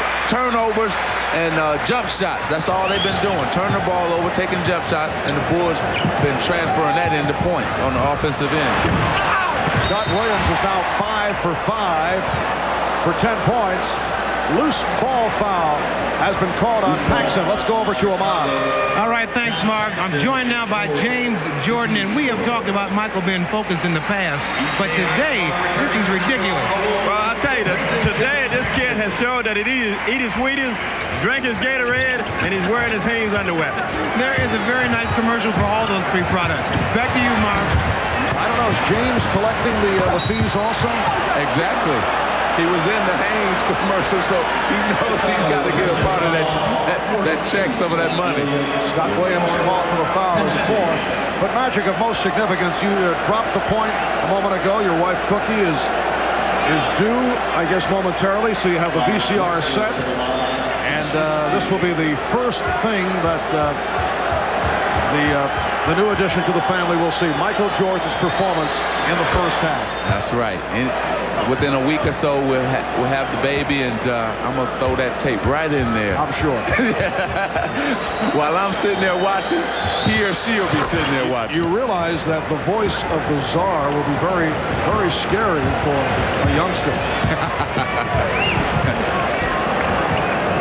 Down to 4:15 remaining in this third quarter. And the Bulls lead by 31. Off the steal. Pass behind Porter, so it slows it down. He fires one up. An air ball from downtown. And here's Porter again. Out of control sequence for Terry Porter. If the fans are wondering why the press and other people keep talking about decision making, well, there was a bad decision. You shoot a jump shot with nobody back, pull the ball out, run a play, because you're down over 30 points, so you got to run a play now. In effect, you got to get back into your normal sequence, even if you're trailing by 30 points. Exactly. And here comes Jordan. Armstrong with the pull-up. The Bulls lead 93-60. Crowd wanted to travel on Drexler. Porter shooting the three. Loose ball foul on Robinson. Long rebounds take place when you're not shooting well and when you pull up and shoot quick perimeter shots. As a result, the Chicago Bulls, who have one of the best sets of point guard, two-man, three-man, can get out and fill the lanes. They're always running back at you when you're not making your jumpers. The hand for Scott Williams, replaced by Stacey King, making his first appearance. So Scott Williams continues to excel in the playoffs. Williams with 10 points. He's hit 5 of 5 from the field. Pippen going to his left. Yes, and it counts.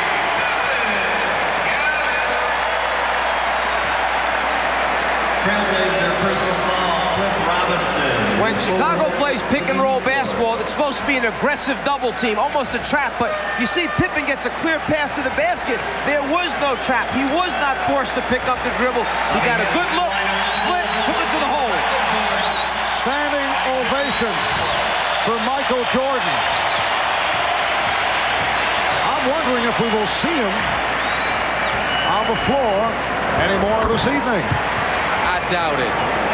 Up 36 right now. It looks like you're going to go into the fourth quarter being up 30 or more unless something happens in this next 3 minutes. So I doubt if you'll see him back again. Jordan with 39 points. NBA Championship Series record, 35 in the first half. And Pippen was fouled. The Bulls have outscored the Blazers here in the third quarter, 30-9. Robinson called for his fifth, and it puts Portland over the limit. So Pippen will shoot a pair. Michael Jordan, 16 for 26, 6 for 10 from three-point range. The 10 attempts from downtown is a record for an NBA Finals game.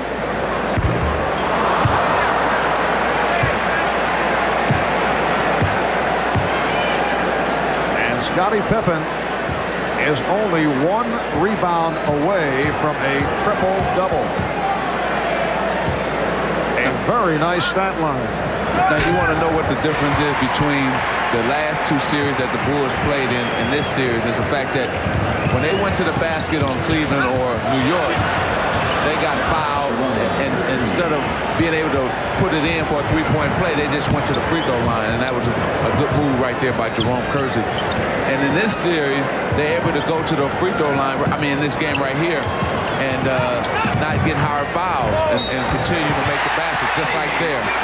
Not a hard foul, a reach-in foul by Jerome on Pippen, and he scores the basket anyway. Once again, Scottie Pippen with an opportunity for a three-point play. That in-between game, take it off the dribble, but then know when to pull up because the defense rotates over and stops you short. You must have the in-between game in the NBA. And with Jordan going to the bench, Pippen has scored 5 straight points, and that's what the Bulls usually want to do, go to Pippen when Michael Jordan sits down. The Bulls 100 and the Blazers 62 as we approach 2 minutes remaining in the third quarter. A blowout in game 1 of this best of 7. 2 minutes and so Duckworth able to convert. Just look back for a second, the way Chicago defended the pick and roll. They've got Portland backing up all the time, not attacking. When Chicago plays pick and roll, Portland tries to trap it. Chicago takes it to the basket strong. Armstrong. Percy lost it. King with a steal. And Stacey King hears it from the crowd.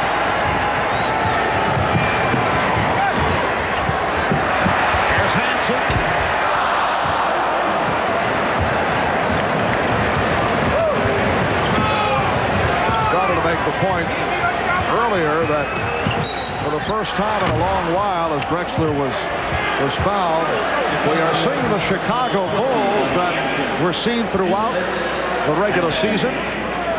Regular season that saw them win 67 and lose 15, and a Bulls club that we saw during the course of the playoffs a year ago. Well, when you get into this free-flowing game, this is where the Bulls are at their best. See, and they're not getting a hard foul. The Portland Trailblazers are not trying to dictate tempo. They're running down and playing right into the Bulls' hands by taking quick shots. So now you're seeing the Bulls instead of the Chicago Bulls. He's got it wrong, doesn't he? Okay. And this is what he gets the big bucks for. Magic watching too much Saturday Night Live, I think. A minute remaining in this third quarter. The Bulls 100, the Blazers 66.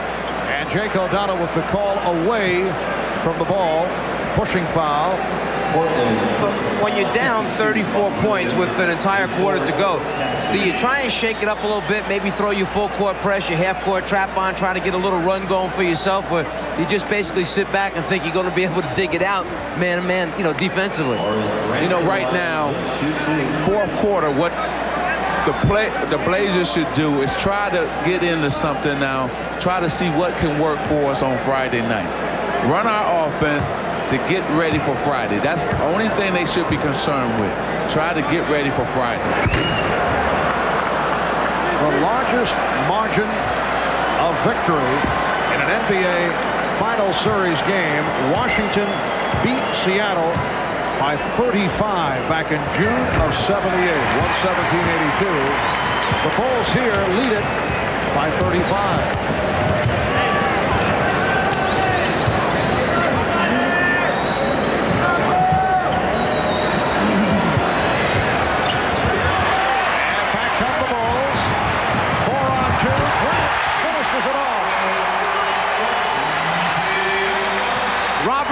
The rookie point guard decided he was going to be an offensive rebounder that time. He's got to learn you must cover the backcourt for your team.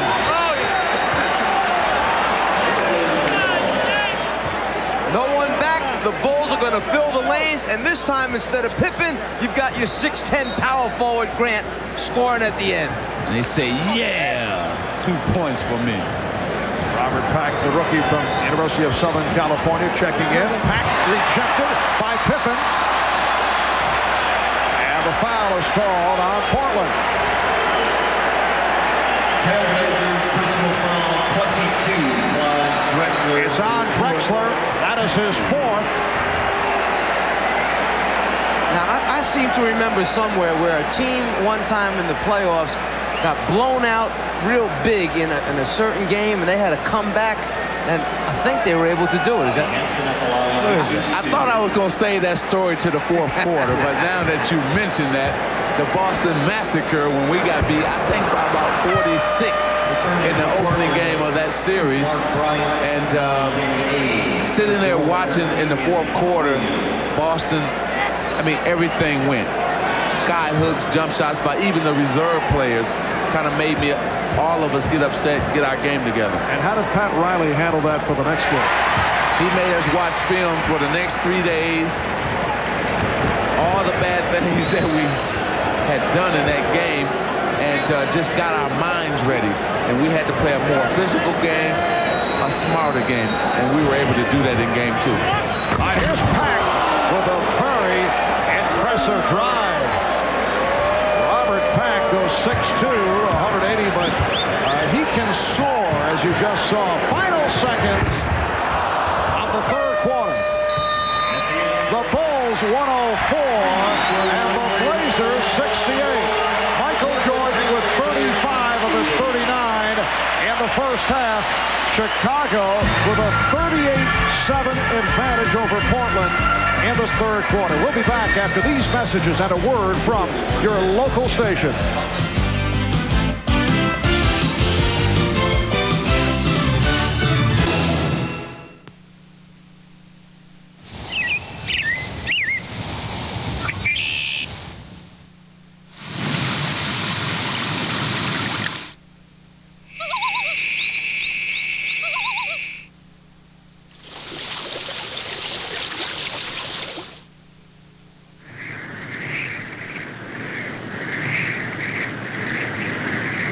Now, first-time buyers can get up to $900 in additional savings on new Jeep Wranglers. Final seconds for Cleveland. Yes! I'm looking for a wonderful woman Supporter, he's got it behind the back. Robinson! to marry me and have children. Bird. But until that happens, FJ! Signature play. I love this game. This is the NBC Television Network. A true knockout. One of the rare sequels that truly measures up. Just do what you do.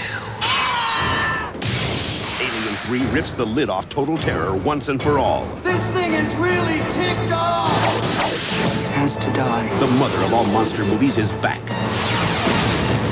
Sigourney Weaver, Alien 3. Are you up to it? Rated R.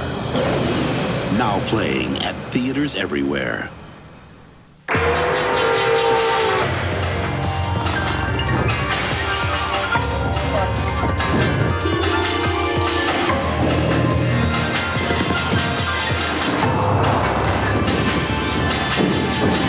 The Isuzu Trooper right on time. has been thoughtfully redesigned to include a new suspension system. Honey, pothole.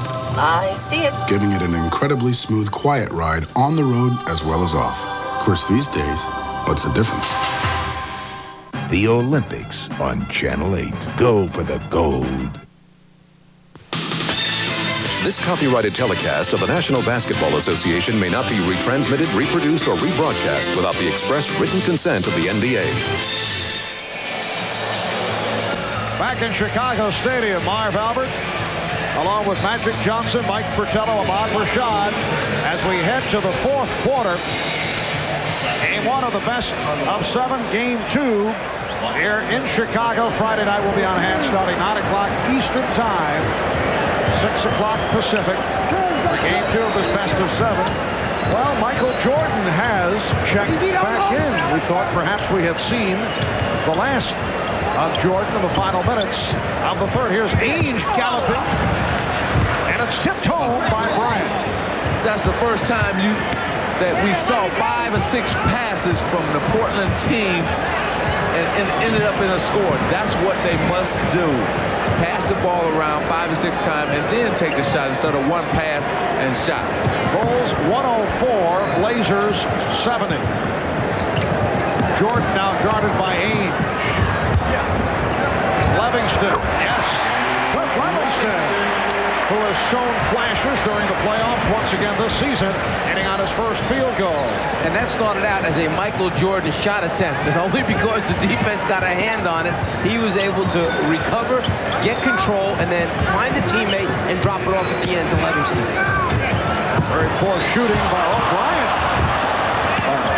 Able to hit, crowd wanted to travel. Portland only 5 for 21 in the third quarter. Stacey King not able to hit.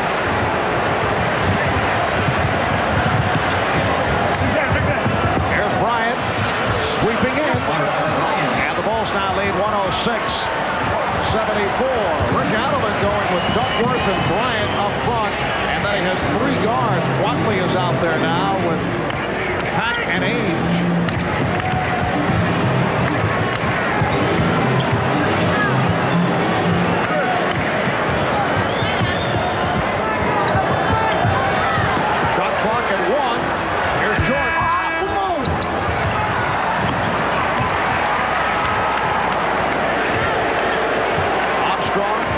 On the 3.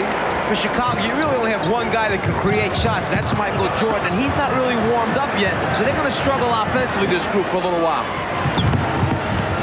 Ainge. But see, I don't know if I like this, because you got a man in Michael Jordan in a groove, in a rhythm. Why not, okay, have a seat for the rest of the night and stay in that groove for next game instead of bringing him out now when he's cold and he's on the floor. That's the second time on the floor. And he may get hurt. He may get out of that rhythm and not carry it over into Friday's game. I'll try and be Phil Jackson and think for him for a second. The one reason might be because they're so used to running their offense with either Pippen or Jordan, and Pippen was taking his blow. Phil might have thought it was too much time left in the game to let him go without one of them on the court. Game 2 of the NBA Finals, Friday night on NBC. Even with shift on the fly 4-wheel drive.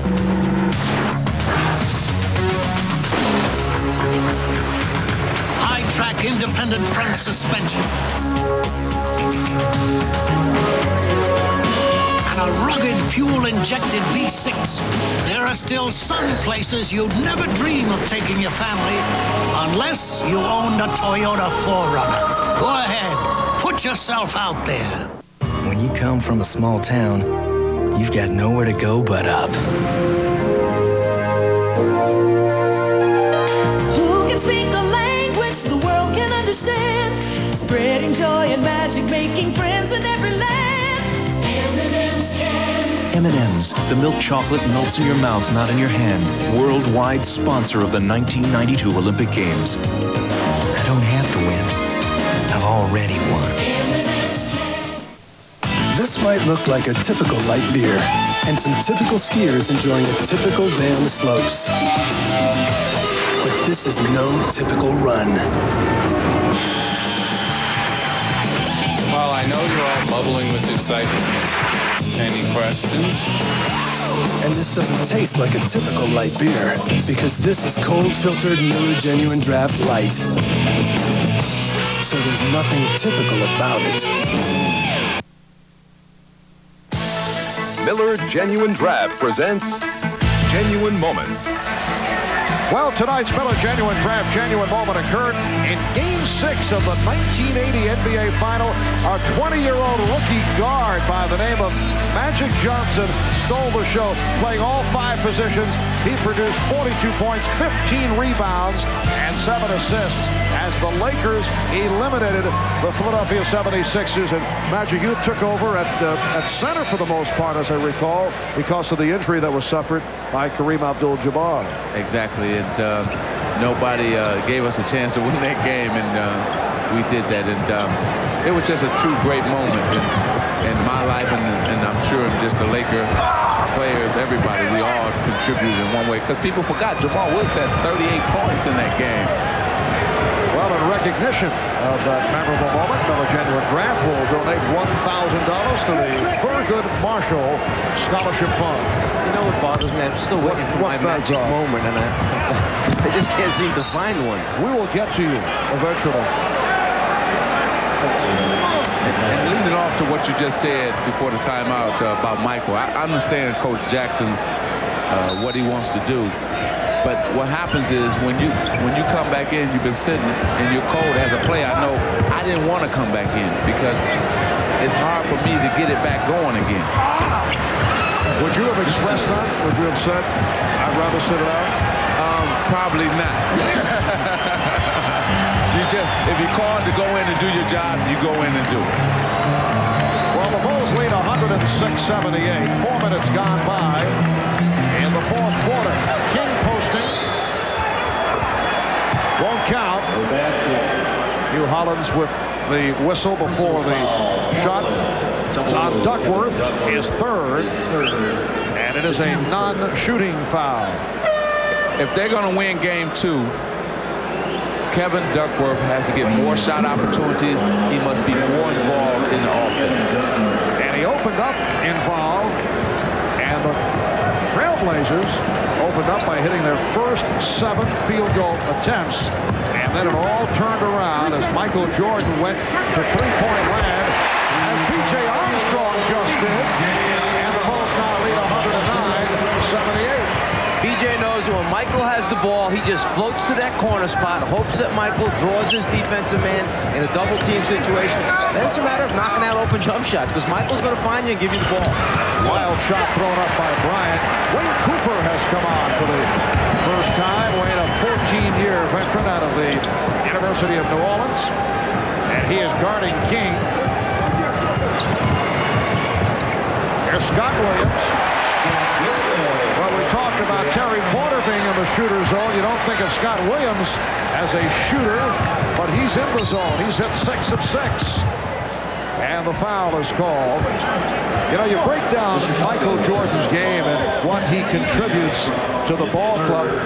Check out this equation during the course of the playoffs. He accounts for 34% of the Bulls' points, 11% in terms of assists, which led, as you saw, to 176 points. But in the first half, with that record 35 points, as Ainge is able to bank it home, and Ainge has 8 points. In the first half, with 35 out of Chicago's 66 points, you are talking 65% of the offense. And what is surprising about the way he did it, not the fact that he accomplished it, because we all knew that he's capable of doing it, but it was all from the outside. 4 points on drives. He had a layup and a follow-up dunk. And the rest of them were jump shots. I don't think Ennis Watley will want to see that shot on the replay. That's in trouble. So the ball goes back to Portland, but first a timeout taken with 6:23 left in the fourth. He's in Manhattan on Wednesday, Frankfurt on Thursday, Paris, Rome, and Vienna after that. He believes it's better to do business across a table than over a fax machine. This year, he'll fly more than 100,000 miles with us, because he knows nobody understands him better than we do. At Delta, when we say we love to fly and it shows, this is where it shows. Do you hunger for dirt and rocks? Do you salivate at the mere sight of a steep mountain trail? Are you getting enough roughage? 1992 Toyota 4x4 SR5 V6. For those who crave adventure, it's the ultimate feast. Bon appetit.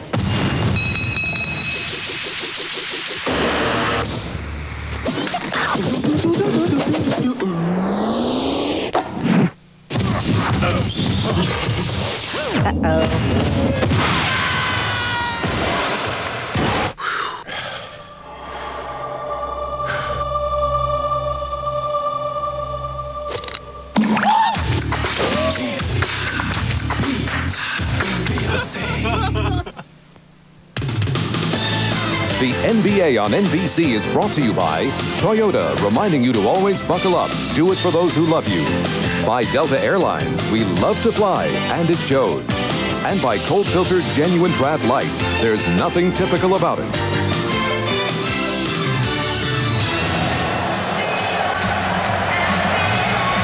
Well, we've been talking about the exploits of Michael Jordan, and deservedly so, but the other Chicago Bull who has come through in a major way, Scottie Pippen, while Jerome Kersey has struggled. You recall the last time that Portland played Chicago here in Chicago, which was a blowout for the Bulls, Kersey went 0 for 8 from the field against Chicago. I thought this would be the key matchup for the series, and I still feel that way. If Pippen is able to dominate Kersey, Portland can forget it. They will have no chance in this series. But if Kersey is able to come back with a strong showing, that will enable the Portland Trailblazers to get into that free-flowing game that they like to play, and that would enable to take some pressure off of Clyde Drexler. Foul was called on Pack. Will Perdue has checked in for the first time, and now Phil Jackson with a front line of Livingston, King, and Perdue, Armstrong, and Hansen around the guard. So Michael Jordan sits down. Getting back to that matchup early in the year, back in November, Kersey had 21 against Chicago. Pippen had 28 that particular evening as well. Alejandro Nabi will come on for the first time. Danny Ainge departs. Abdelnabi in his second year out of Duke, who has not been getting the playing time. 5:45 remaining in this fourth quarter. Bobby Hansen getting on his second field goal. He has 5 points, and the Bulls lead 115-80. See, Portland's got to realize, and they're thinking for game 2, there's a break right here. Good passing. Casey misses. Portland has to realize this. They cannot play the Chicago Bulls like they played Utah, like they played the Lakers. They must change their game, because you can't free flow against these Chicago Bulls and just shoot jumpers and just come down and make bad decisions, because the Bulls will turn them into dunks and layups like they have in this game. They come back at you so quick. You make a mistake, you make a wrong decision, you pay for it quickly. Armstrong and King able to get the new 24. Well, the Portland Trailblazers knocked off the Lakers 3-1, beat the Phoenix Suns 4-1. There's Perdue. So Will Perdue, who has seen his playing time diminish, first against the Knicks, then against the Cavaliers, able to hit on his first field goal attempt. Portland Trailblazers, after knocking off the Lakers and the Suns, then beat Utah in 6, bringing them to the NBA final. Loose ball foul on Stacey King. Chicago. Well, as we mentioned earlier, the biggest differential in an NBA final series, Washington knocking off Seattle. A 35-point difference. And right here our score is 117-80. Washington beat Seattle 117-82. Perdue is called for the foul. It has not been a happy night for Portland coach Rick Adelman in his 4th season as head coach of the Trailblazers, the first captain of the Portland Trailblazers, an original member of the franchise. He is the NBA's second winningest coach over the last 3 years, behind the Bulls' Phil Jackson. You know, the reason why Will Perdue's time was cut, because Scott Williams has been playing so great. I mean, he's been playing outstanding basketball in all the series, even before this one. Scott Williams emerged last season in the playoffs. You certainly got a taste of it in the series against the Lakers. Livingston able to go glass. the reason we lost that series was because of the Chicago bench. They outplayed and dominated our bench. Both Livingston and Williams came on in the championship series against the Lakers. Here's Livingston from Armstrong. The Bulls lead 121-82.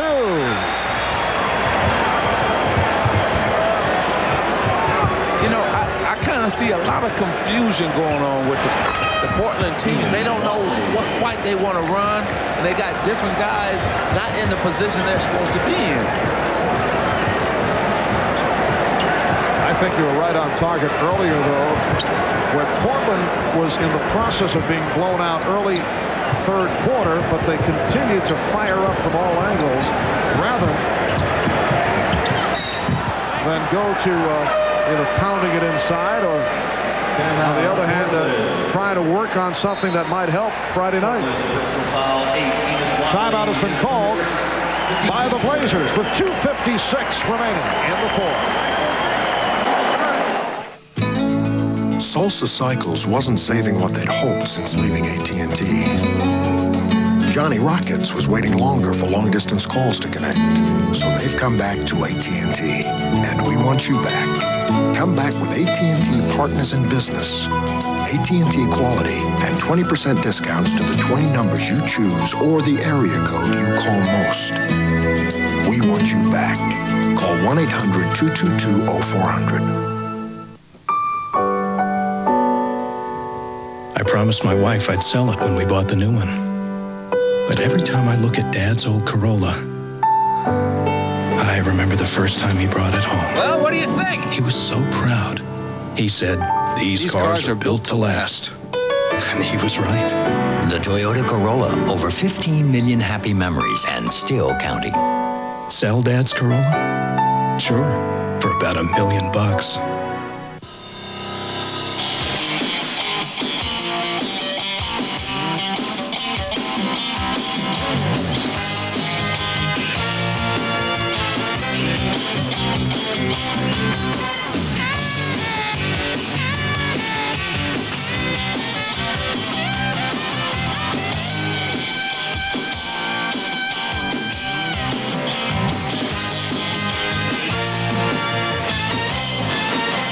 He has led the NBA in scoring 6 consecutive seasons, been named All-Star each of his 9 years in the league, and at age 29 is already considered the greatest athlete ever to handle a basketball.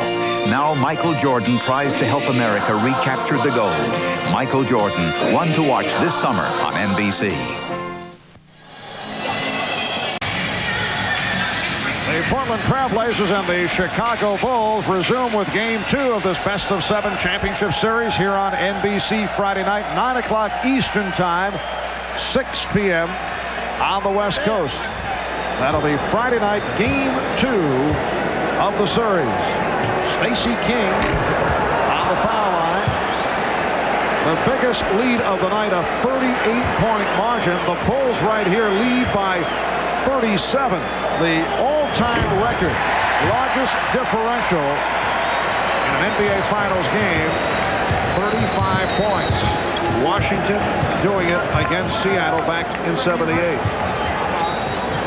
And I think our total was 33 against the Celtics. We're right up there, too, I think. Quick research tells me yes.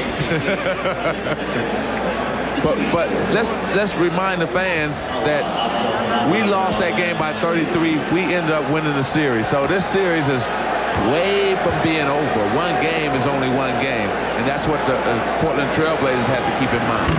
Exactly why you have a 7-game series. So if you run into something like this, you forget it, you put it behind you, learn from it, you make your adjustments, then you show up on a new night with a different energy level, perhaps new concentration, and a few wrinkles here or there.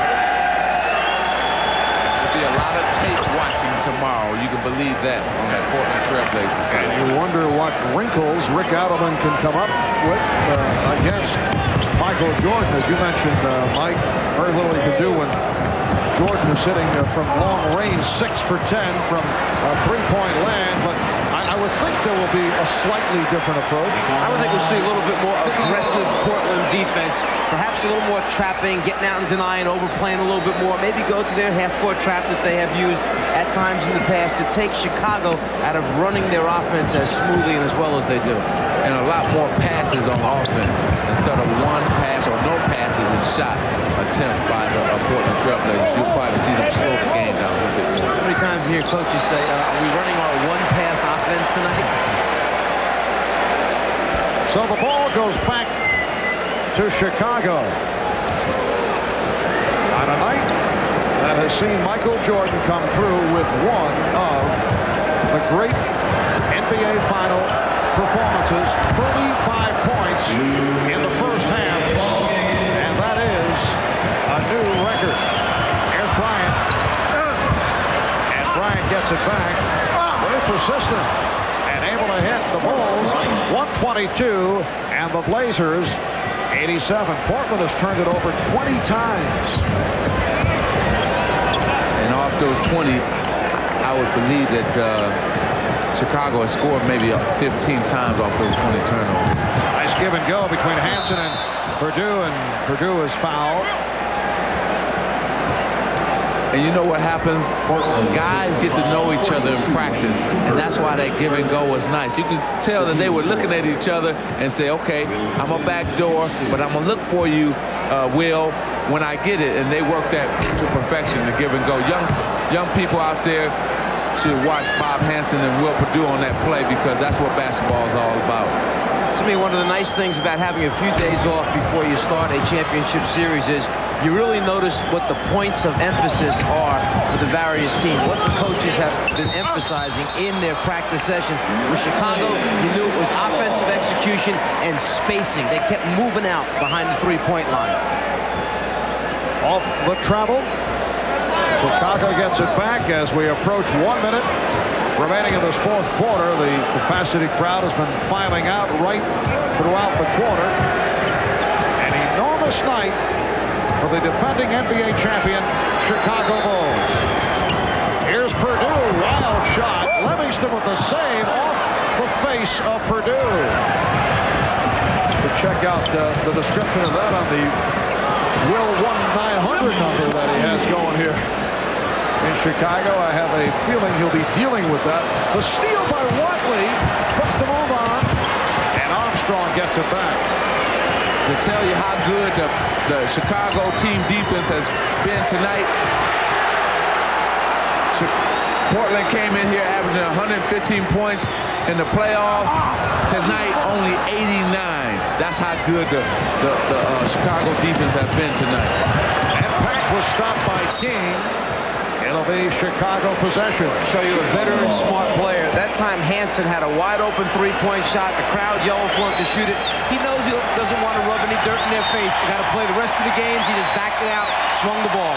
Standing ovation for the Bulls, who are just running the clock down with that 122-89 lead. Shot clock down to 1. Livingston for 3. And that will do it.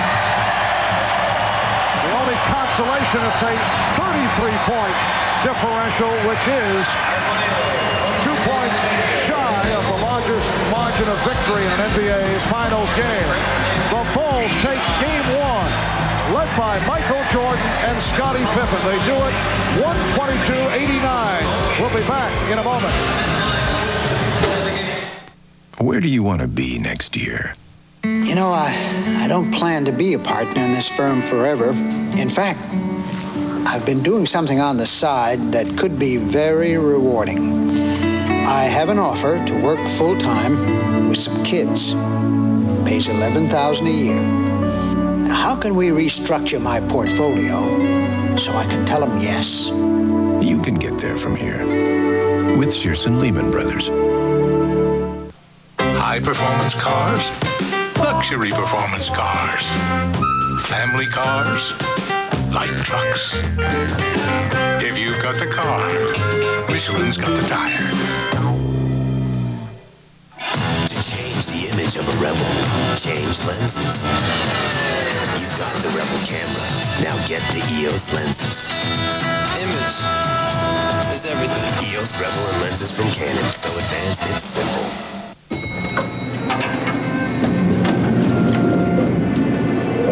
McDonald's, huh?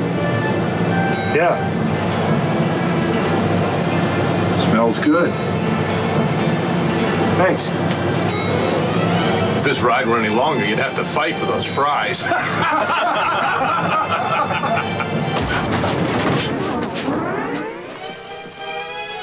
We're stuck.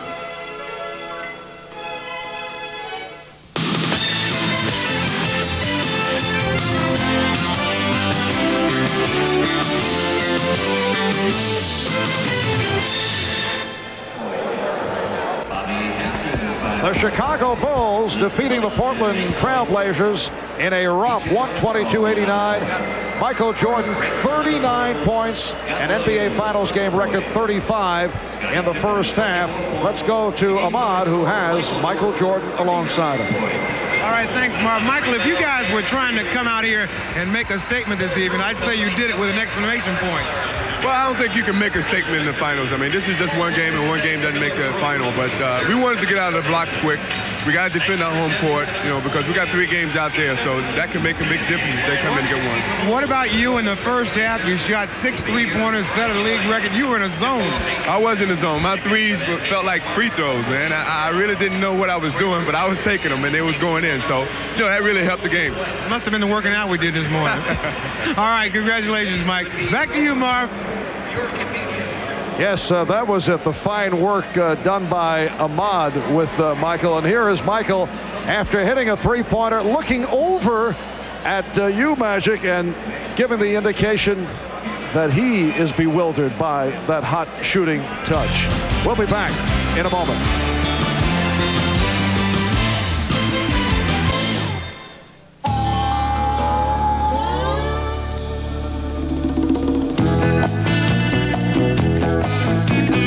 With a 2,610-pound payload, a 5,000-pound towing capacity, and a powerful V6 engine, the 1992 Toyota 1-ton pickup might just surprise you.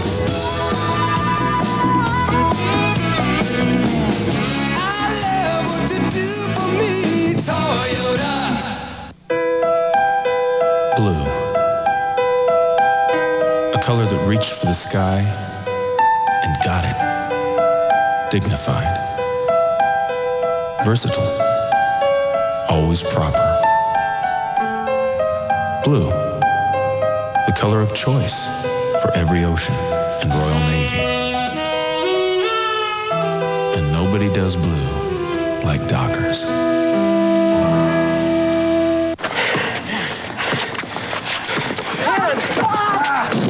Got it! Come on! That boy, fight me!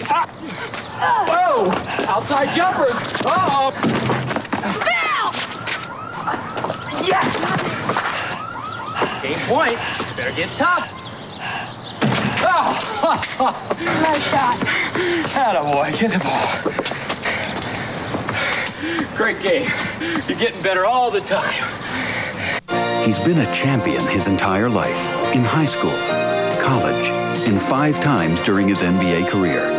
His return to play thrilled us at the All-Star game. Now Magic Johnson seeks the one title he's never won, Olympic champion. Magic Johnson, one to watch this summer on NBC.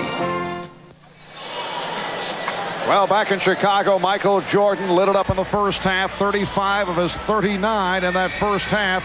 6 3-point field goals, 11 assists for Jordan. Final score of the Chicago Bulls, 122, Portland 89, Friday night, 9 o'clock Eastern Time. Game 2 of the NBA Finals right here in Chicago. Later tonight, following your late local news, the Tonight Show with Jay Leno, followed by the all-new Late Night with David Letterman, and later with Bob Costas. For Mike Fratello, Magic Johnson, Ahmad Rashad, Bob Costas, and Quinn Buckner, Marv Albert saying so long.